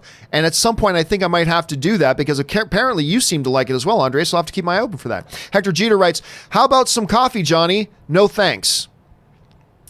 Is that also from Airplane? It sounds like it's from Airplane, but I can't remember it specifically, but it sounds like it's from Airplane. Andres Moran writes, where does Superman park his privates? On Lois Lane. Ba, ba, ba. Anyway, Shuhil Khan writes, saw a dream, or do you mean you had a dream? Anyway, that Nolan is in Mumbai and takes me and my buddies to a private screening of Tenet for Best Friend for even before its premiere. Next morning, I read the news that he's in Mumbai shooting nearby me. I freaked out. Yeah, apparently, I've been hearing people say that I guess they're still shooting Tenet. It's not often that a teaser trailer for a movie that will come out when the movie itself is still actually shooting. That's rare. Doesn't happen that often, but I've heard that as well too. Maybe you get a chance to go down and see a set. If you can, check it out. It's awfully fun being around a movie set. If you get a chance to go check that out, dude, I would say go and do that. All right, Ryan Lohner writes, Spider-Man may be gone, but we have a perfect replacement, Night Monkey, again. Listen, I tweeted about this last night. That Night Monkey, did you guys see that Night Monkey trailer? That Night Monkey trailer is brilliant marketing. So for those of you who don't know or didn't see it, Sony, to help promote the release of Spider-Man home video, to help promote that, they put together this Night Monkey trailer. And it's like, when the night comes, a new hero rises. Night Monkey. And oh my God. It's brilliant. It's really brilliant. You should totally check it out. Let's see. Willow Yang writes, have you done any dishonest things in movie theaters? I used to lie about my age and say I was 13 to get cheaper tickets. Oh God. Look, I haven't, but my wife, I'm going to throw my wife under the bus here right now. Do a little bit of throwing my wife under the bus. Who, by the way, this morning, this morning dropped another pearl. You know, we were talking about laptops. She was taking my laptop to do something. I'm like, why don't you take your own laptop? And she's like, honey, this is marriage. What's yours is mine, and what's mine is mine. And that's marriage in a nutshell, ladies and gentlemen. That's marriage in a nutshell. Honey, what's yours is mine, and what's mine is mine. Okay, so I learned that. Anyway, let me throw my wife under the bus here a little bit. So, Anne, you should not, and everybody does it. I don't, but everybody does. You shouldn't sneak food into a movie theater. That's how a movie theater stays alive. Movie theaters stay alive by, if you want food in the movies, then use the concession stand to buy food. So they have rules, no outside food or drink, because that's how they keep the lights on. That's because they don't make any money off the movie tickets. They make no money off that. Very, very little money. They stay alive and stay afloat and keep the lights on by selling concession stands. So in most movie theaters, they have a rule, no outside food or drink. Everybody does it anyway. My wife is the worst. My wife is the worst. It's jacket. Okay, put the M&Ms in here. Put the cooked medium rare steak over here. And so he was like, honey, I work in this industry. I used to work for, and by the way, when I did work at AMC, she still this like, honey, I work at AMC. We can't be doing this. Shut up. We're doing this. And then go there and she says, so, and that makes me feel guilty. I feel guilty by association. My wife's sneaking in all this food and I feel horribly guilty every time. So I feel like I'm doing something wrong. Anyway, so I haven't myself, Willow, but my wife does. My wife totally does. All right. David Willard writes, top 10 in no particular order. Lord of the Rings, Star Wars, Jurassic. I don't know what that, Jurassic Park. I'm not sure what that is. Oh, Jurassic Park. Okay, there we go. Clockwork Orange, Braveheart, The Dark Knight, Gangs of New York, Bill the Butcher, Howl's Moving Castle. I think that's the first time somebody's put Howl's Moving Castle, David. I like, well done. Pan's Labyrinth and Ben-Hur. Good to see you put a classic in there as well with Ben-Hur. It's funny, we were just talking about Ben-Hur the other day. I mean, look, there are some old movies from the 50s and whatever that, you know, don't hold up today, but there are some, like some of the big, like biblical epics, Ten Commandments, Ben-Hur, those movies totally hold up. Those movies are like filmmaking at its finest. It's just some really, really good stuff. So nice list there, Dave. Way to mix it up. All right.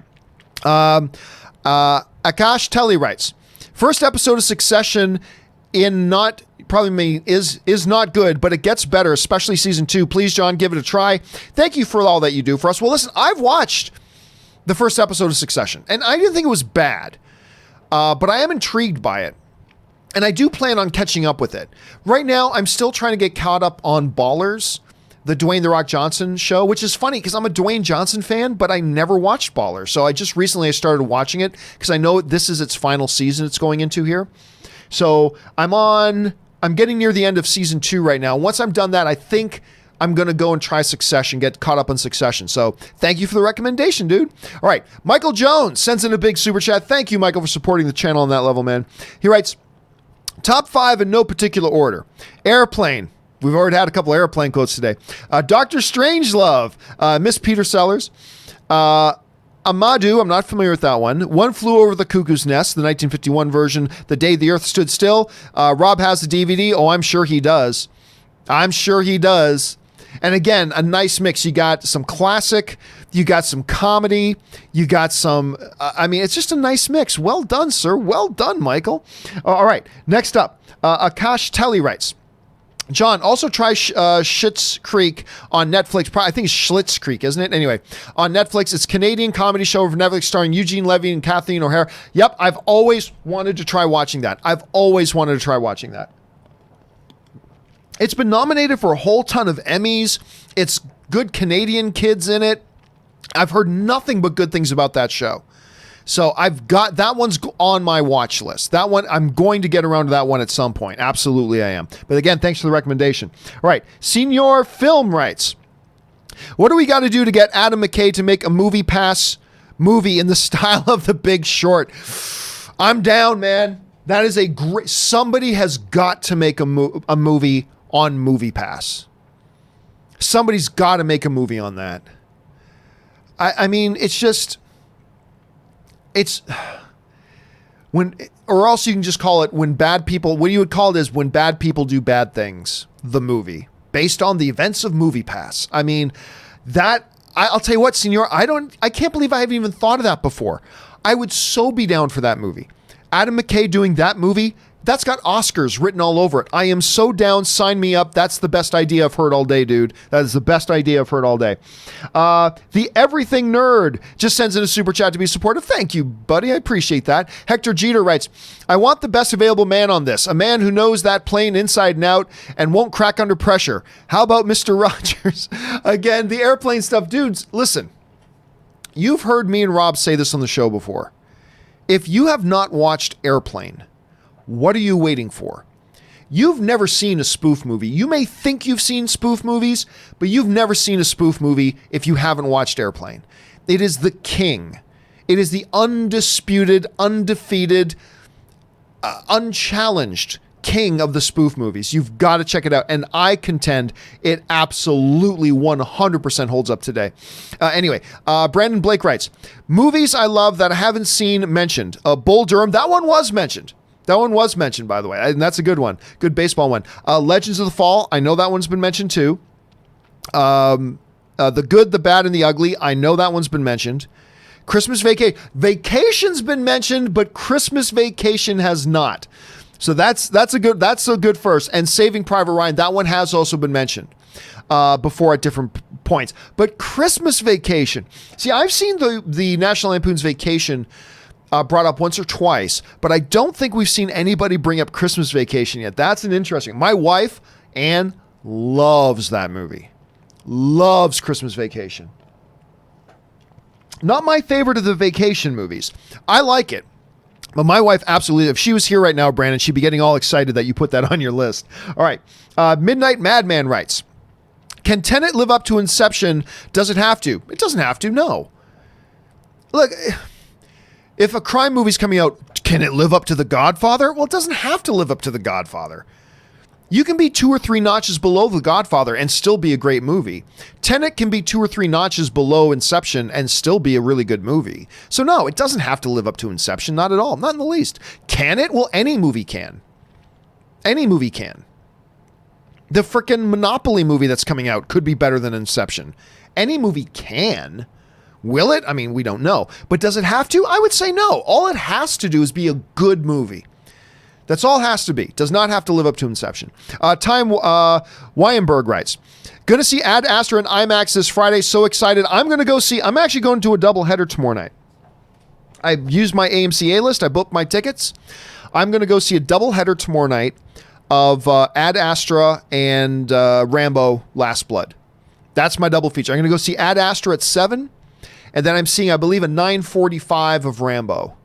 And I'll do my little quick reaction videos. You check out the YouTube channel. I'll do my little quick reaction videos as soon as I step out and do those. So keep your eyes open for that. All right. Let's see here. Daniel Pauman writes, the characters on the Birds of Prey poster are almost completely unidentifiable. Well, yeah, because it's a little small. They're a little small. Let me open it up here. Birds of Prey, Harley Quinn, poster. Let me see if I can pull it up here. See if I can find a good big one. Is this a good big one? This is a good big one. All right. So, yeah, you're not wrong. I mean, obviously, the one, over her left eye that's obviously Harley with the red wings. I think the dude in the white suit, I think that's Black Mass. That's probably Ewan McGregor. But no, it is tough. It is a stylized poster. You know what? On yesterday's show, somebody wrote in and said, "Oh man, that Birds of Prey poster sucks." And I looked at it. I'm like, you know what? I'm not excited about this movie right now, but I don't mind this poster. It's colorful. It's symbolic. It pops off the page. And I love the little thing on her neck, Mind Over Mayhem. I got a feeling that's a Joker dig, but I got to tell you, I kind of dig it. But you're right. You ain't wrong. Those are tough things to the characters to make out there. Let's see. James Ward writes, do you think studios shouldn't remake classic/beloved films? I just don't see the point of remaking great films other than milking them for more money. Well, James, there's a couple things you got to understand. Number one, every film ever made in Hollywood was made to milk money. Make no mistake about that. So whenever somebody says to me, that movie was just a cash grab, do you think there's ever been a movie that wasn't a cash grab? They're all cash grabs. It's, as Robert says, it's the movie business. Every movie is made in the hopes of making money. Every movie is made in Hollywood in the hopes of making money. So make no mistake about that. But again, I'm going to go back to my basic argument about remakes. Why not remake a classic? Why not? Doesn't do anything. There's no harm comes out of it. Not one bad thing happens as a result of a remake getting made. As a matter of fact, it's been proven that when remakes get made, rentals and purchases of the originals go up because there's increased attention on the originals. And you can argue about the shoulda or the shouldn't does, but the fact of the matter is there's a lot of classic films that nobody will watch because they're old classic films before their time. You do a renewed version of it, they might go see it. And if they see it, they might watch the original again. Again, to me, it's like Infernal Affairs. Infernal Affairs, to me, is my all-time favorite cop movie. So Martin Scorsese decided to reboot it, remake it.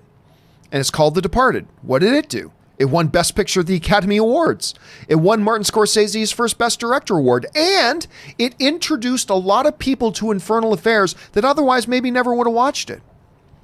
So, like, let's say, for argument's sake, one of the all-time great comedies. I'm not a big Woody Allen fan. I'm not a huge Woody Allen fan, but Annie Hall is one of the great all-time comedies. Won Best Picture at the Academy Awards as a comedy. Not many of those did that.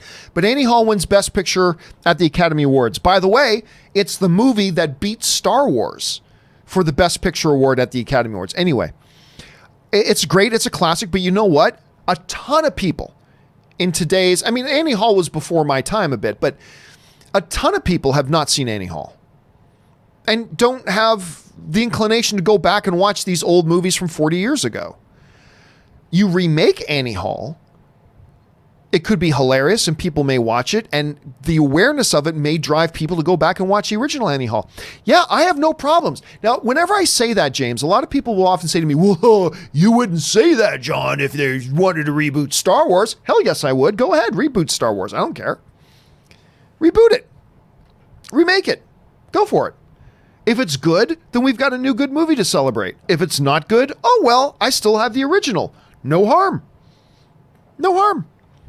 So what I would say, James, is number one, every movie is made to make money. Every single movie is. Every single movie in Hollywood, at any rate, is made to make money. No doubt. Just don't see the point. Same point of making any movie. The point of making movies to hopefully tell a good story that audiences will want to come and see and maybe make a little bit of money and give them a good time while they're watching it. And what's the drawback? There's no drawback. There is absolutely no drawback whatsoever. Even when reboots have come out that have sucked, all that's ever done is increased appreciation for the originals.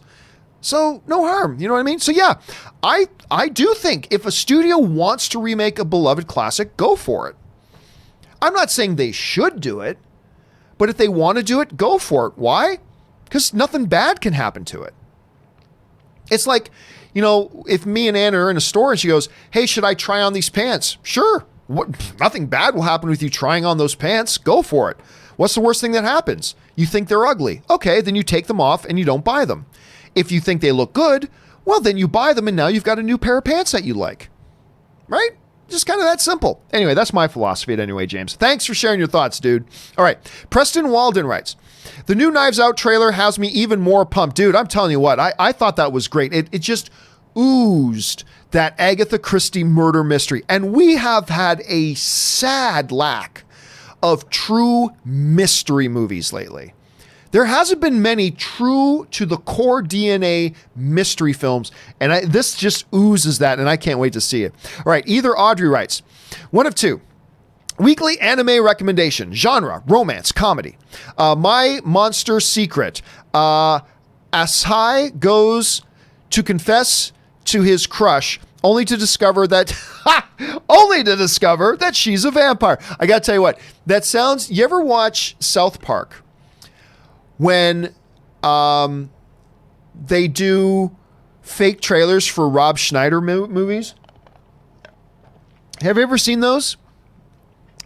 So, like, you'll be watching South Park, and all of a sudden a fake trailer for a Rob Schneider movie comes out. Rob Schneider worked a regular 9-to-5 job until one day he woke up and he was a carrot. Rob Schneider stars in I'm a Carrot. You know, they do those? That sounds like it. Rob Schneider goes to profess his love to his girl that he loves, only to find out that she's a vampire. That actually sounds really good. I'm down for that, Either. All right, 202, he promises to keep her secret as best he can, despite being known to everyone as someone who can't keep a secret to save his life. All right, you know what, Either, Audrey? Everybody loves your anime recommendation. I hear from people all the time that they love the anime recommendations. I often, you know, anime is not really my thing. A lot of the classics I've watched, but anime is not really my thing. This sounds like something I would watch. We say, My Monster Secret. This sounds like something I would watch. You know what? Can you do me a favor, Either? Can you email me, john@thejohncampeashow.com, and email me a link to where I can find this? I'd be down whether it's a Netflix thing or a Hulu thing or whatever. This sounds like something I would watch. That you just gave it a great description. So you sold me. You sold me, man. I'm in. I'm completely in. All right.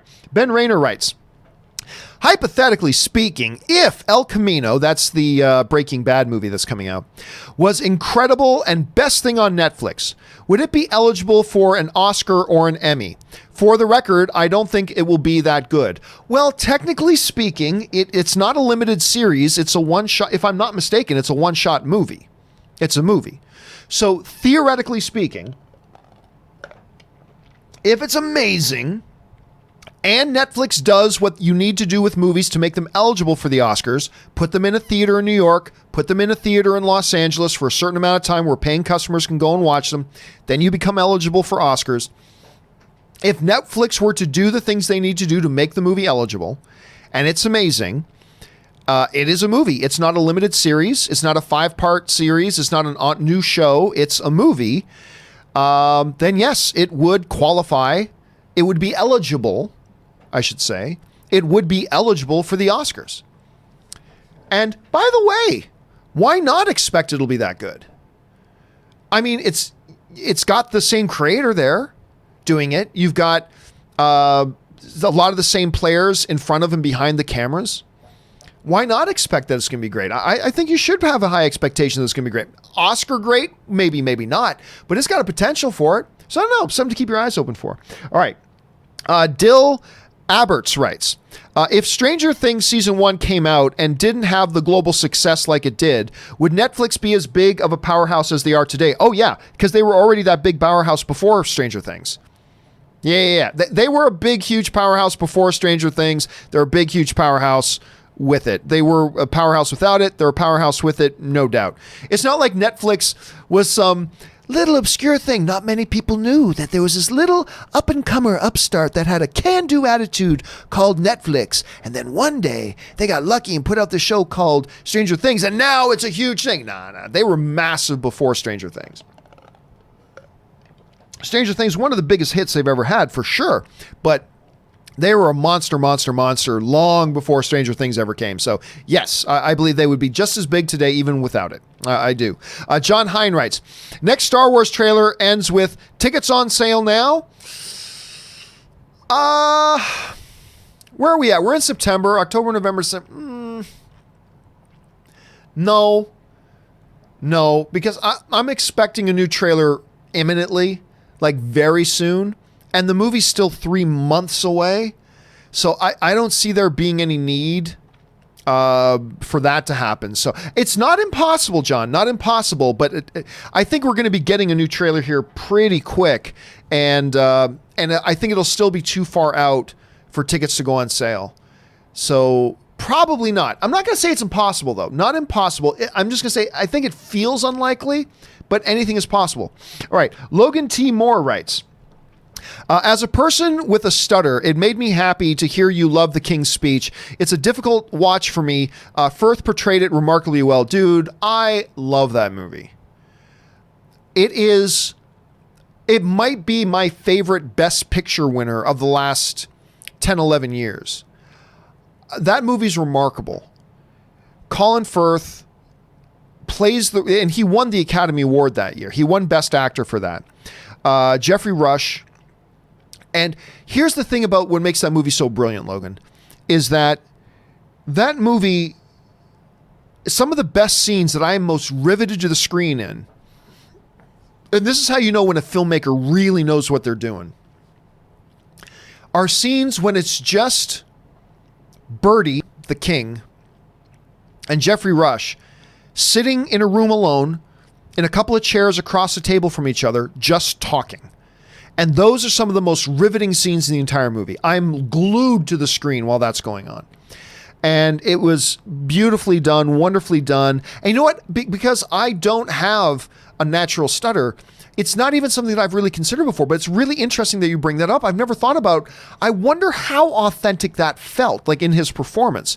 And it's really interesting to hear from somebody that you have that condition, that you watched and thought he nailed it. That just increases my appreciation for this movie, like tenfold. So thank you for sharing that, man. And I adore this movie. You and I both just adore that movie. So thank you for sharing your perspective on that, man. That gives me a new appreciation for it. All right. Next up, Adam Martinez writes, have you seen the new IMAX poster for Joker? Yep. We were just talking about it. Oh, dude, I could look at this poster all day. That is perfection. It's such a simple poster, but it's brilliant in concept.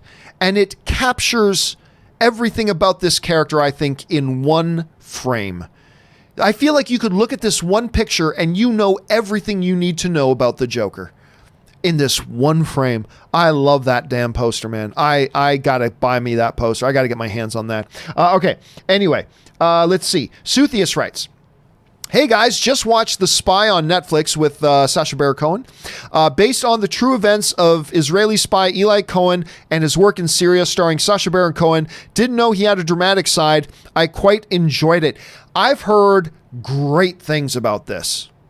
Great things about it. I think I'm going to have to sit down and give this thing a watch, to be honest with you. I'm going to have to sit down and give this thing a watch because it looks and sounds amazing.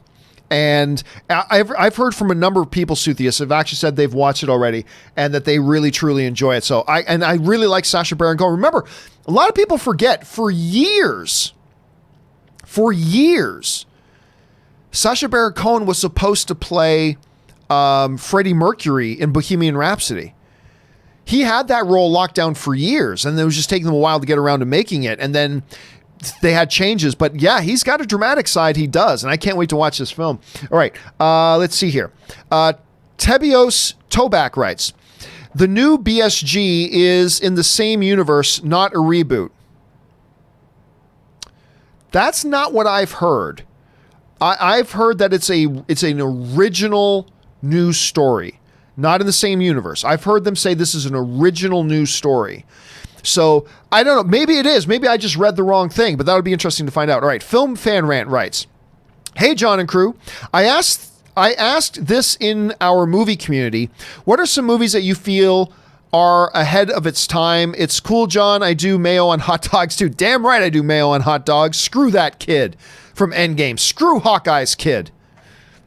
Mayo on hot dogs is delicious. Anyway. One of the films that comes to mind whenever I think about a movie that was really ahead of its time is, oddly enough, Mystery Men. Mystery Men was a satirical deconstruction of the superhero genre long before the superhero genre ever became a dominant thing. And it was so far ahead of its time. Like, if you go back and watch Mystery Men now, you would swear they made it today. Like, it's visual effects and everything notwithstanding. You would swear they made it today.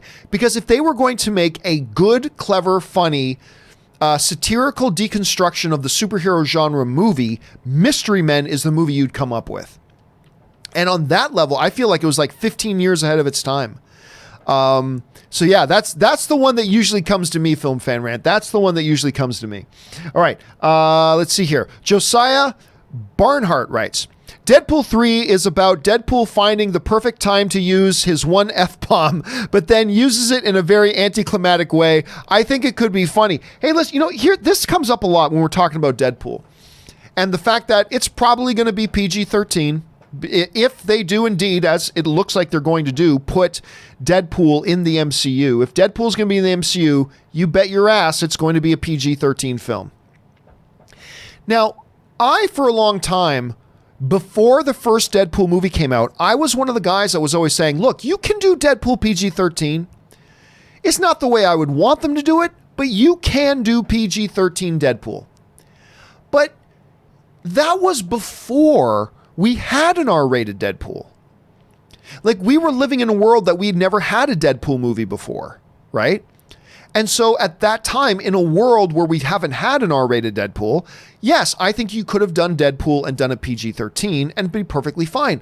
I don't feel that way now that we live in a world that we have R-rated Deadpool movies and beloved R-rated Deadpool movies. But there are a couple of interesting one-shot jokes. The problem is that finding one F-bomb to drop, that'll be funny for 1 second, but then you got the rest of a 95-minute movie to fill, right? So, I don't know. Or, like, you could do, like, you bleep him every time, but then it's just swearing. The R-rated stuff of Deadpool isn't about the swearing. It's also about the nature of what he's joking about. So, I don't know. This is one of the reasons I didn't want Disney to get Fox, but I'm still going to hold out hope. I know they're not going to do this. Don't worry. I don't have delusions of grandeur. I know they're not going to do this, but I'm going to continue to hope that smarter minds will prevail and they'll keep Deadpool in his own separate universe. At least that's what I hope. But I know they're not going to do that, but I'm going to hope it anyway.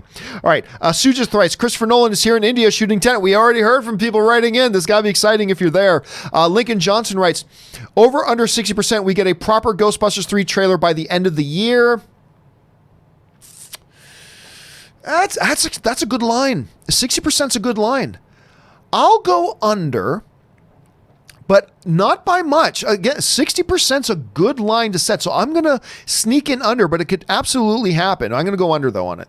Casinema Reviews writes, are you going to read the J.J. Abrams Spider-Man comic? No, probably not, to be honest with you. Who Reacts writes, John, I've been a daily silent fan. Well, thank you so much, Who Reacts. Started watching you since you started this community a couple of years ago. Love it. Time for me to interact. Well, thank you. It's good to have you here. And yeah, it's wild. I had to pinch myself the other day to realize it's been just over 2 years. I'll be honest with you, it still feels like yesterday that I launched out on my own. It still feels like yesterday. And I remember I was thinking about something the other day and think, well, it's, with Comic-Con having just passed, it's been a little over a year that I've been doing this solo. And then I stopped like, no, wait, this is the second Comic-Con that passed. It's been over 2 years that I've been doing this solo. It's a little weird to think about. Anyway, great to have you as a part of the community who reacts, and thanks for supporting the channel, man. We really appreciate it. All right, Speedfire writes, what if Kevin Feige did the new Stan Lee cameos? We talked about that the other day. That actually, look, I think you don't do Stan Lee cameos anymore unless it's pictures of Stan Lee in the background. I don't think you replace him with other people doing cameos. But if you have to do that, and you don't, but if you did have to do that, Kevin Feige doing it as the creator of the MCU, that's not a bad choice. Nick N writes, J.J. Abrams set to direct Superman and Green Lantern? I don't think so. I don't think so. Let me just... There's been, ever since, look, J.J. Abrams set up...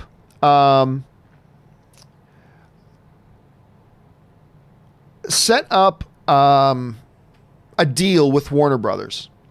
He set up a deal with Warner Brothers. Now, look, I'm all for JJ doing a Superman film. He wanted to do a Superman film before, but I don't think that's going to happen. I wouldn't believe any rumors that are saying that's happening, but it's not impossible. Just keep that in mind. It's not impossible. Let's see. And Speedfire writes, he liked the question so much, he wrote it twice. What if Kevin Feige did the new Stan Lee cameos? All for it, if that's what they got to do. All right. Who Reacts sends in a really big super chat. Thank you, Who Reacts, for supporting the channel on that level. One of two. I'm interacting. Hooray. Top 15 in order, inspired by your show to put this list together. So fun. Number 15, The Big Lebowski. Number 14, Jurassic Park. Number 13, Groundhog Day. You know what? As popular as Groundhog Day is, I'm not sure anybody's put that on a list before. I feel like it should have popped in. I get it. You duplicated it. I get it. 13 Groundhog Day, 13 Groundhog Day. I see what you did there. Number 12, Shawshank Redemption. Number 11, 40-Year-Old Virgin, my number one all-time favorite comedy. Number 10, True Romance. Number 9, Pee-wee's Big Adventure. Number 8, Little Shop of Horrors. Number 7, 12 Monkeys. That's another one that I don't think's been mentioned. Speaking of being in the age of Brad Pitt this year, that's another one that hasn't been mentioned. Number 6, Star Wars: The Original Trilogy. Number 5, Boogie Nights, Mark Wahlberg. Number 4, The Truman Show. Number 3, Toy Story. Number 2, Pulp Fiction. And number 1, the Back to the Future trilogy. Nice mix. You got some Academy level stuff with Shawshank Redemption. You got some comedy and 40-Year-Old Virgin. You got some sci-fi there with Star Wars and 12 Monkeys, Back to the Future. You got some animation in there with Toy Story. You got that's some nice stuff in there. That's a good list, man. I appreciate the list. Thanks so much for sending that in, dude. That was probably pretty fun to put one together. All right. Let's see here. Speedfire writes, if they did a Spider-Verse movie with Tom Holland, Andrew Garfield, aged as he is now, and Tobey Maguire, aged how he is now, that'll make $1 billion. No, it won't. It'll be completely laughed off as a shtick and as a gimmick, and no, it wouldn't. It just simply wouldn't. I've had a lot of people, Speedfire, have brought that exact scenario up a lot over the last year, or the last couple of years, actually. Have brought that up. See, to me, that sounds like a making of a great and really popular 10-minute YouTube video. That sounds like it would be that's the formula for a very popular, very widely watched 10-minute YouTube video. I don't think the shtick of that works in a movie, to be honest with you. I don't think it does. So that's just my opinion. But listen, Speed, because a lot of people have written that to me, clearly there are a bunch of people that would agree with you on that. I disagree. I think it would be looked at as a silly shtick. A silly shtick that would work great as a YouTube video. Hell, I'd watch the hell out of it. But as a movie, I don't think so. I don't think it would. But that's just me. And again, you're not alone. I know there's a bunch of people that probably agree with you, buddy. All right. David Rivas writes, 10. Gladiator. Gotta love her. Strength and Honor. Number 9, Mrs. Doubtfire. Speaking of the great Robin Williams. Number 8, The Sandlot. You're killing me, Small. 7, Moulin Rouge. Moulin Rouge. This one's for you, and you can tell everybody. That's by the way, how I got to know that song was from Moulin Rouge. Number 6, Hook. God bless your heart for putting Hook on there. Screw everybody that doesn't like Hook, Robert Meyer Burnett. I love Hook. Anyway, number 5, Cinderella, the 1950 version. Nice. Number 4, Mary Poppins. Number 3, The Wizard of Oz. Beautiful. Number 2, Home Alone. And number 1, Slumdog Millionaire. You know what's funny? I brought up, somebody was asking me the other day about what my favorite Danny Boyle film is. And they mentioned some options. And I said, actually, it's none of those. I know it's a little... I love Slumdog Millionaire. That movie to me is brilliant. The pacing of it, the characters, the dynamics that are going on. I was pulled into something. Even the mundane things in it seemed riveting to me. I love that movie. And I don't think you're the first person, David, to mention Slumdog Millionaire, but you're definitely the first person I think to list it as their number 1 film. Good on you. All right. Black Bono Lala writes, John, your top 5 songs by U2. Sorry for off topic. I don't do top 5s. I don't do top 5 questions because I don't sit there pluck it out. But I'll tell you what a couple of my all-time favorites are.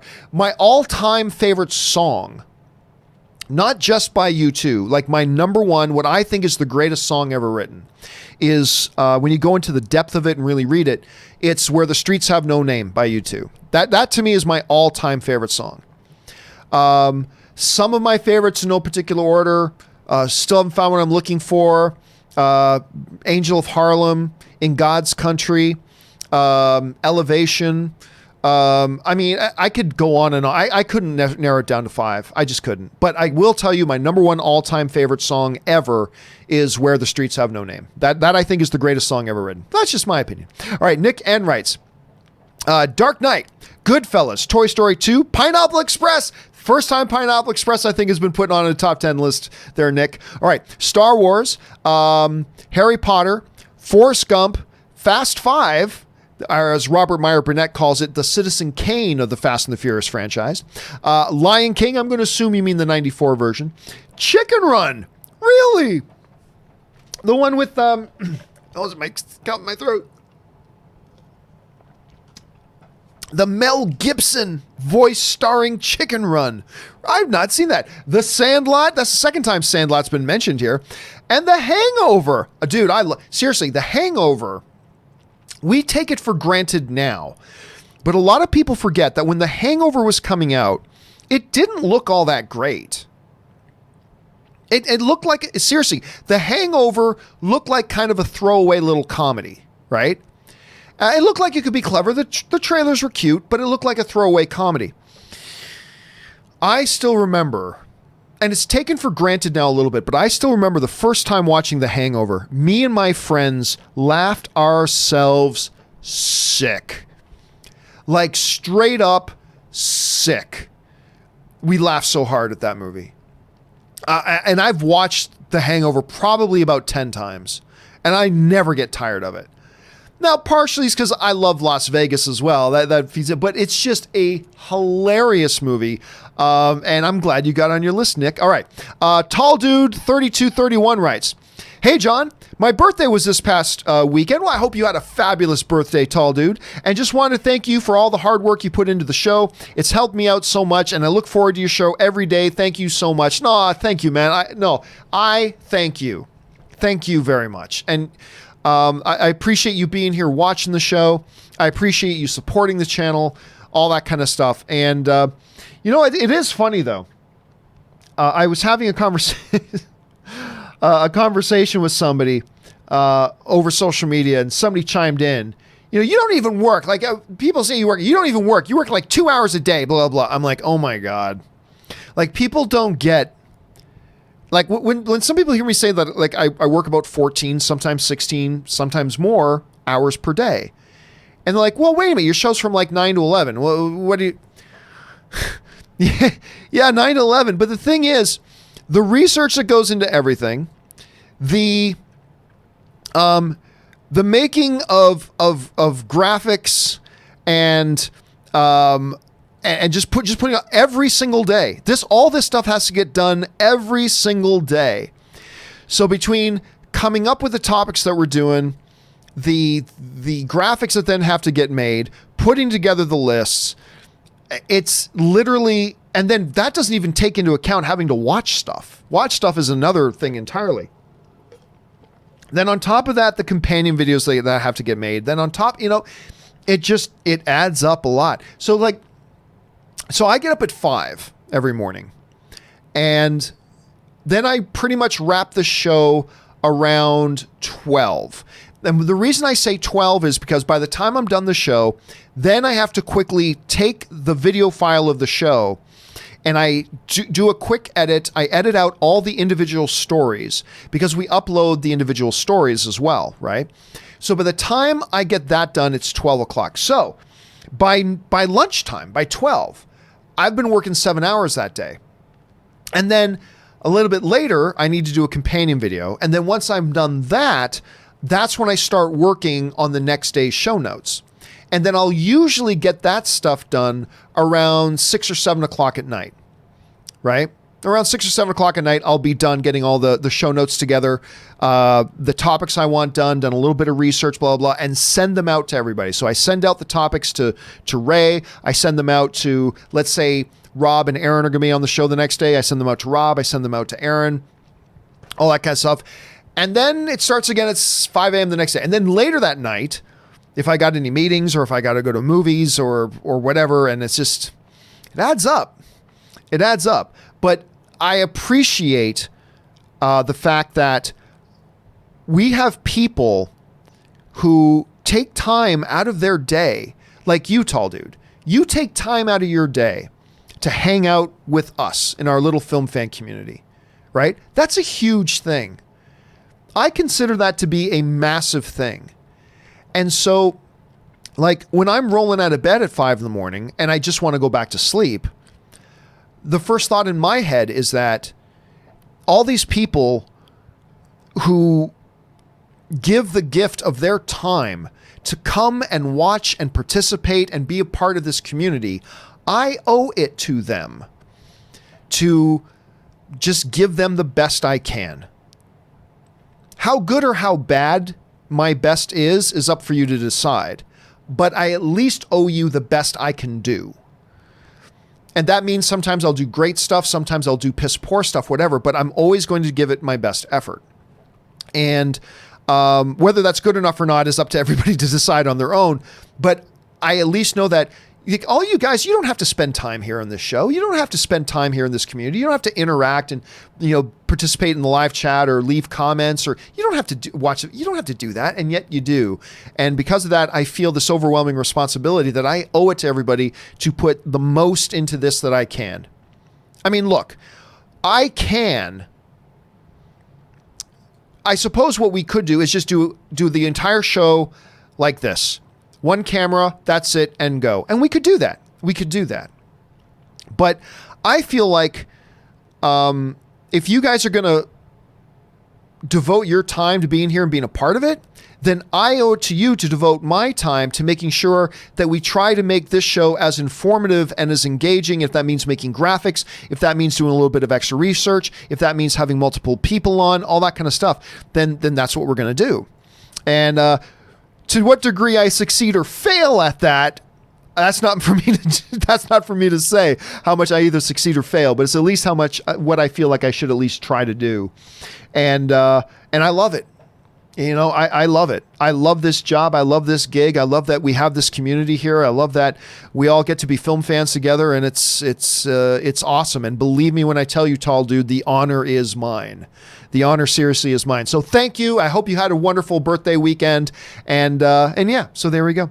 Anyway, Phoenix Clouden writes, never underestimate the foot of Feige. I'm telling you, it's a fool's errand to doubt Feige. It is a fool's errand to doubt Feige. And specifically, for those of you who've been watching the show for a while, the foot of Feige. All bow down before the foot of Feige. Suthius writes, I think the second era of the MCU will grow with no problem. We'll have to see. Will people...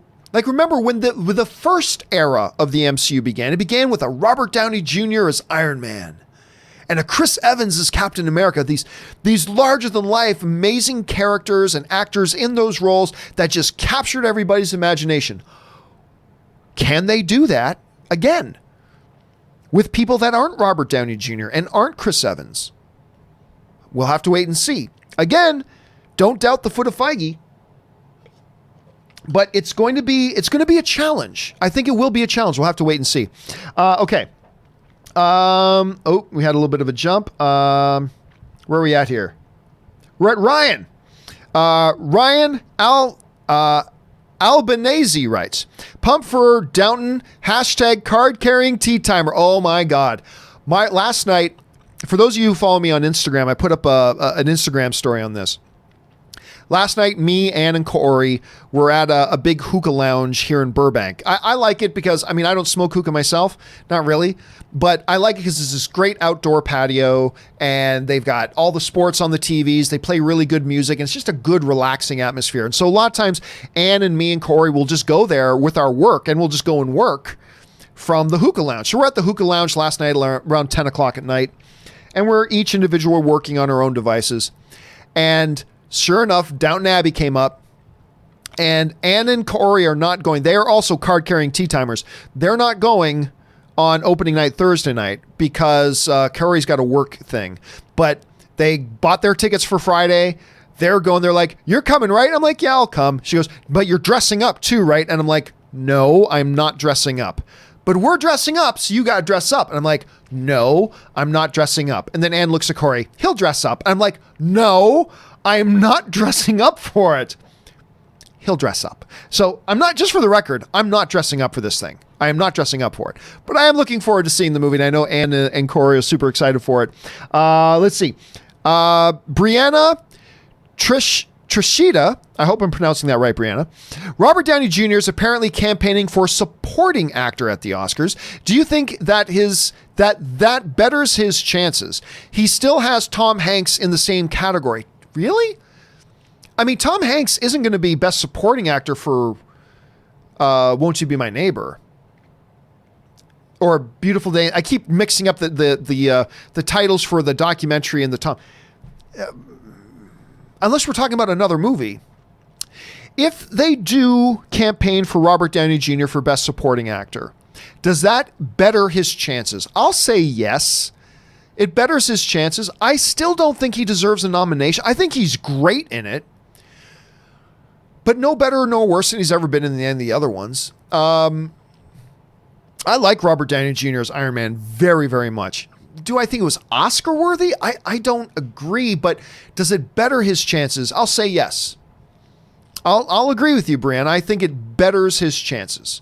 I still wouldn't put money on him getting a nomination. I don't think he should get one, but it's possible.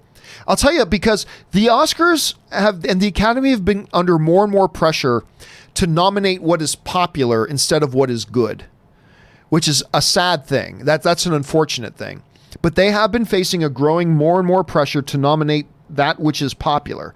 And nothing's ever been more popular than Endgame, biggest box office movie of all time. And Robert Downey Jr.'s performance in that was very popular for good reason. So we'll have to wait and see. All right. Michael Altoon writes, "I will actually VPN and pay to watch the new Office." I'm guessing, yeah, you're probably out of country. You know what? You probably won't have to VPN it. I got a feeling because NBC's streaming service, Peacock, is going to be also for free. I've got a feeling they'll probably license it out. If they did The Office again, if they do it, I got a feeling they'll license it out. If their streaming service isn't going to be available in your country, they'll probably license it out to like Netflix or something out there. So you probably won't have to VPN it. Justin Thau writes, "What percentage of home video sales do studios receive?" Couldn't tell you. All I know is that home video sales aren't nearly what they used to be. That's the unfortunate thing. What percentage? Probably a decent percentage because they don't have to split it with movie theaters. But then again, you got to understand the cost and expense of doing it too. But there's that. Let's see. V. Rodriguez writes, "Hey, John, it's amazing how much we can learn about a person just by their favorite movies. It's true. Films really are a spiritual experience." I'll tell you what, before I met Ann, and I was dating, and I remember I would always ask on a first date, I'd say, "You know what? I believe you can tell a lot about a person by what their favorite movies are. Not if they have good enough movies, but just by seeing whatever their favorite movies are, I think you can tell a lot about a person. Like if Wreck-It Ralph is one of their favorite movies, I think that says something about the person. You know what I mean? If something like Dances with Wolves is one of their favorite movies, I think that says something about that person. So I would always be curious to ask, always one of the questions I bring up on first date. And I wouldn't let them off the hook. I said, I want to know it doesn't have to be your top 5, just what are 5 of your favorite movies? You know, it doesn't have to be top 5, just off the top of your head, when you think about movies you love, what are some of the movies that come to mind for you? Because I completely agree with you, V. I think that says something about the person. I really do. And so I always was curious to know that, and it was very effective. It was very effective. All right. Anyway, Patrick Conway writes, I just think we're out of crazy with a Infinity War / Endgame hype bubble that we've been in since San Diego Comic-Con of 2017, and we'd be back to real MCU hype arrives with trailers. Let me try to read that again. I just think we're out of crazy a Infinity War Endgame hype bubble that we've been in since San Diego Comic-Con 2017, and we'd be back to real MCU hype arrives with trailers. I'm not sure I agree, Patrick, because I'll tell you what, they played a Black Widow trailer at D23 and not a lot of buzz about it. Not a lot of buzz about it. I certainly wasn't blown away by it. And I don't think a lot of people were. Now, granted, they didn't play it publicly, but even just coming out of D23, because I've come out of stuff at D23 in years past, or at CinemaCon, or at a Comic-Con that wasn't released to the public, but the buzz would be there because people saw it and thought it was great, and the buzz. Never really felt that for the Black Widow trailer. Never really felt that. I mean, there was some excitement for one day, and then it was gone. So I don't know. We'll have to wait and see. Michael Hoover writes, top 10 comedies. Dumb and Dumber is great. Tommy Boy, great. Anchorman, amazing. Meet the Parents, the first one, yeah. Zoolander, yes. Mrs. Doubtfire, The Princess Bride, Maverick. Really? Maverick's on your list. Talladega Nights and The Hangover. Talladega Nights, it's funny because a lot of my friends who love all the same comedies that I do, see, Step Brothers would be up there for me. 40-Year-Old Virgin would be at the top for me, but a lot of my friends who agree with most of my movies for favorite comedies will also include Talladega Nights, The Ballad of Ricky Bobby. That's actually not one of my favorite Will Ferrell movies. Certainly it has its moments, but I know a lot of people, Michael, that love Talladega Nights. For whatever reason, it never clicked with me quite as well as a lot of the other Will Ferrell comedies. Okay, where are we at here? James Ward writes, dang, you're right about remakes. The Departed is my favorite film, and it's a remake. Plus, love 54 and 18 versions of A Star is Born. I mean, yeah, that's another thing, right? Star is Born, yet another remake. And it was nominated for Best Picture, and it's great. That Star is Born, sha-la-la-la-la-la-la-la. Anyway, I love that. Star is Born was great, and it's a remake. Didn't ruin the previous ones. Now we just have another good version of it that we get to enjoy. That's my thoughts on that, James. That's all I'm saying. That's just kind of my thoughts on it. But hey, Chris brought up a great example. Like, there are great ones, but there are also bad ones, right? A lot of people, like Chris brought up, a lot of people would just assume forget the remake of Beauty and the Beast. Even though it's not terrible, and it has some upside, and it made over $1 billion, but we just as soon forget it. But my point would be, though, that even though that came out and it wasn't great, it didn't hurt our love of the original animated Beauty and the Beast. We still love it just as much as we ever did. It didn't do any harm to it, So anyway, that's just kind of my thoughts on that. Anyway, thanks for following that up, James. I appreciate that, man. All right. Ali Hussein writes, hey, John, love the show. Thank you so much, Ali. When HBO Max comes out, I am going to need pay for both HBO and HBO Max. I don't know what policy they're going to have. I don't think so. You know what, Ali? It's not a crazy question because that's come up before.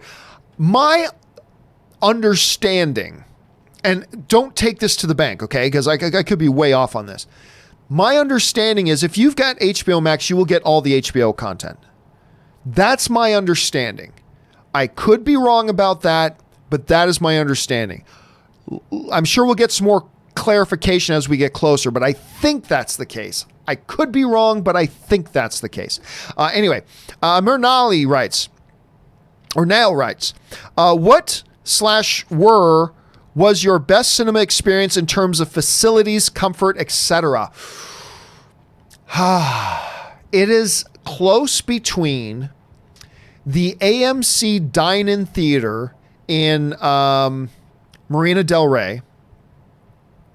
That was, at the time, that was just like a revelation to me. The AMC Dine-In Marina Del Rey was a revelation to me. I mean, like AMC Prime has leather recliners, but I mean, these ones were huge, plush, fully reclined, table service, and all that kind of stuff. Between that and then earlier this year, Ann and I, for the first time, went to an iPic theater. And it's in Pasadena, but they're all over the country as well. And I think that one may beat it. Because you've got two seats together that are in their own little private cubby. And so you've got like shelving on the wall. And so you're isolated from everybody else and you go full lay down. They bring you blankets and pillows and full menus and you just hit a button and they bring you, yeah, man. So it would be either the AMC Dine-In in Marina Del Rey, but it might have been beat out by the iPic Theater. The iPic Theater was in terms of facilities and comfort, I tell you what, man, that was a special experience. I really enjoyed the iPic Theater. Anyway, okay, let's keep going here. Nathan Oswald writes, on Friday, I'm doing a double feature, first with Once Upon a Time in Hollywood, then Rambo. That sounds like fun. Now, I haven't seen Rambo yet. I'm going to go see it tomorrow night. I'm going to do a double feature with Ad Astra and Rambo myself. And again, Once Upon a Time in Hollywood, it's going to get nominated for Best Picture because Hollywood loves movies about Hollywood. I didn't love Once Upon a Time in Hollywood. I liked it. I did. I mean, in a world of thumbs up or thumbs down, I give it a thumbs up. I like Once Upon a Time in Hollywood. It's a good little film. I didn't love it, though. And it's probably in my bottom 3 or 4 Quentin Tarantino movies. It's just something about it. I don't know. And it was way too long for what it needed to be. But anyway, that's just me. Here's hoping Rambo will deliver. Because I've loved the trailers for Last Blood. I hope they are able to deliver on this, man. All right. Where are we at here? Jet Yeager writes, do you think the Black Panther 2 villain will be Namor? No, I don't. And my MCU fan cast for Namor would be Zachary Quinto because of his role in Star Trek as Spock. Well, here first of all, I don't ever do, what do you think of X actor in X role? I mean, all I ever care about is if you're doing a movie and you're getting a character, just make sure it's a good actor. Zachary Quinto is a good actor. He is definitely a good actor. I like Zachary Quinto, as a matter of fact. I think he's very good. However, I really don't care if he's Namor or not. Because all I care about is get somebody who is a good actor. And the bottom line is that's all that's important. It's about who is a good actor. Now, that brings us back to the whole thing about, do I think it's going to be Namor? And no, I don't. I know there have been a lot of people speculating, a lot of people talking about this, that, and the other thing. And, she mentions, I'll never forget this, Okoye in Endgame, she said something about water. And, ooh, water. Namor lives underwater. She must have been talking about Namor. So, I don't know. Look, is it impossible? Is it impossible that Namor could be in there? It's not impossible. It's not impossible. Do I think that's what's happening? No, I don't think that's what's happening. But I'm not going to rule it out either. Not 100%, but no, I don't. And as far as Zachary Quinto, I don't know. Look, I love Zachary Quinto. I think the dude is great. and I think he's a really good actor. So sure. As a matter of fact, here's me with Zachary Quinto. I love Zach. He's fantastic. Actually, speaking of Spock, this picture, this was at a party that I threw at Comic-Con. This is the day, you're speaking about Zach Quinto as Spock. This was the day they announced Zachary Quinto as Spock. This was actually the exact day. And of course, there's Milo Ventimiglia besides. He's the guy who is responsible for introducing me to Anne. So thank you so much for that, Milo. But I dig this dude. I dig him a lot. So I'd be totally down. As long as he's a good actor, that's all I care about. That's all. But there are 50 other actors you could mention that I'd be down for too. But Zachary would definitely be one of the ones that I'd be cool with. All right. Ben Rayner writes, are you doing a Q&A in Discord after the show? Not today. The Q&A for Discord will be back up tomorrow. We're going to be doing, and it's not a Q&A. What we do is, what we've been doing in our Discord server is, besides the fact that everybody's just doing great stuff in the Discord server. It's great. I love going in the Discord server and seeing all the discussions going on. It's fantastic. But what we've been doing is about 15 minutes after each show's been done, I go in and we do a post-show chat. Talking about that day's topics and everything. It's been a lot of fun. Can't do one today, but it will be back tomorrow. We will be doing a post-show chat on the Discord server tomorrow for those of you who are wondering. And right now, it's only for Patreon supporters. Our Discord server is right now exclusively for our Patreon supporters. So, if you are one of our Patreon supporters, first of all, thank you for being Patreon supporters. If you are one of our Patreon supporters, the John Campea Show post-show chat will pick up again tomorrow after the show tomorrow. All right. Thanks for asking, Ben. I should have pointed that out at the beginning of the show myself. All right. Zachariah Abraham writes, if the Power Rangers franchise were owned by either Marvel or DC, which company do you think would better suit the franchise cinematically? By the way, big fan. It doesn't matter.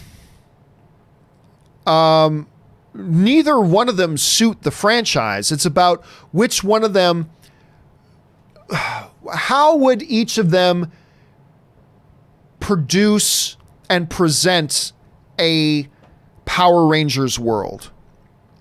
Look, Marvel has made some wonderful movies. Well, first of all, let's be clear. Neither Marvel nor DC would own Power Rangers. Right? Because they're not combo. It would either be Disney or Warner Brothers, right? It would be either Disney getting it to do Power Rangers movies or it would be Warner Brothers getting it to do Power Rangers movies. And by the way, Hasbro, it has the rights to Power Rangers now. So let's just be clear on that. I actually think Warner Brothers would do a better job with Power Rangers. It's hard for me to quantify that, but I just kind of feel like Warner Brothers, I feel like what they would bring to Power Rangers would be a little bit more interesting for Power Rangers than what I think Disney would do with it. Disney would do other things better. Warner Brothers would do some other things better. And I feels like to me off the top of my head that Warner Brothers might do a better job with Power Rangers than Disney would. But I mean, I don't know, and we'll never know because Hasbro owns them. So, well, there's that. Anyway, thank you so much for writing in, Zachariah, and thanks for being a fan. I appreciate that, dude. All right. Let's see here. Connor writes, hi, John. Hi, Connor. Thanks for writing in. Suthius writes, just saw trailers for Netflix content.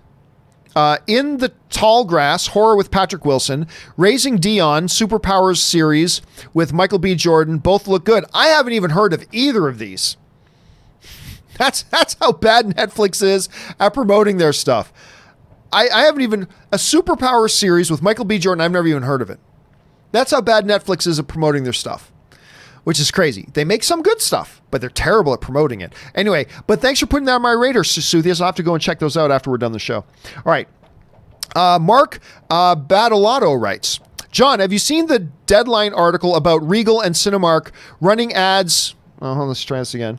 Running ads a full 5 minutes past the scheduled showtime. Glad I go to AMC. I have not read that, but that would infuriate me. Like, no, okay, I'm going to have to go and find that now. Maybe I shouldn't go read that because I got to read that. That would infuriate me. Like, it's bad enough that we have as many trailers as we have, but you run the pre-show ads past the show start time? No. Hell no. Oh my God, that would infuriate me. Thank you for putting that on my radar, Mark. I'm going to have to go and read that when we're done here. All right. A name I clearly cannot read. Writes, hey John, big fan from South Korea. Thank you so much for writing in. Speaking of South Korea, have you seen the Korean film Parasite by director Bong Joon-ho? No, I have not, but we were talking about Parasite the other day, and I mentioned we were talking about our can't miss locks for Best Picture nominees. What I didn't list Parasite, but I said, but one of the dark horse films we got to keep our eye on here is Parasite, because it is getting crazy responses from the film festival circuit. People are loving this movie. And we just talked the other day about how Jojo Rabbit won the Toronto International Film Festival. Well, the second runner-up was Parasite. It was the second runner. The first runner-up was Marriage Story, and the second runner-up was Parasite. It's got a chance of becoming, I mean, it's automatically going to be a Best Foreign Film Oscar nominee for sure, but it's got a shot at being a Best Picture nominee. And I haven't had the opportunity to see it yet myself. Haven't had the opportunity, but I've heard nothing but glowing things about it, and I'm very excited to watch it. Anyway, next up, and maybe your thoughts on it being nominated for the foreign language feature at this year's Oscars. Right now, that seems like a foregone conclusion. Getting a Best Foreign Language nomination seems like a foregone conclusion. The question is, will it get a Best Picture nomination? And I think it's got a shot. Just from everything I'm hearing, the way it's performing at the film festivals. And, you know, every once in a while, the Academy likes throwing in a foreign language film in the race, you know? So we've got to keep our eyes on that. Anyway, the Everything Nerd writes, let's see. Greetings from PA. I'm going to assume you mean Pennsylvania. Favorite guilty pleasure movie? Tried around 3 a.m., messed something up. Hi to, what did I say? Favorite guilty pleasure. Tried around 3 a.m., messed something up. Hi to Robert, Chris, and Aaron. Well, obviously they're not here right now, but I'll pass along your readings. My favorite guilty pleasure movie is Armageddon. It's not a great movie. I mean, well, really my favorite guilty pleasure movie is Cool as Ice with Vanilla Ice. That is the best awful movie ever made. There is no awful movie that is better than Cool as Ice.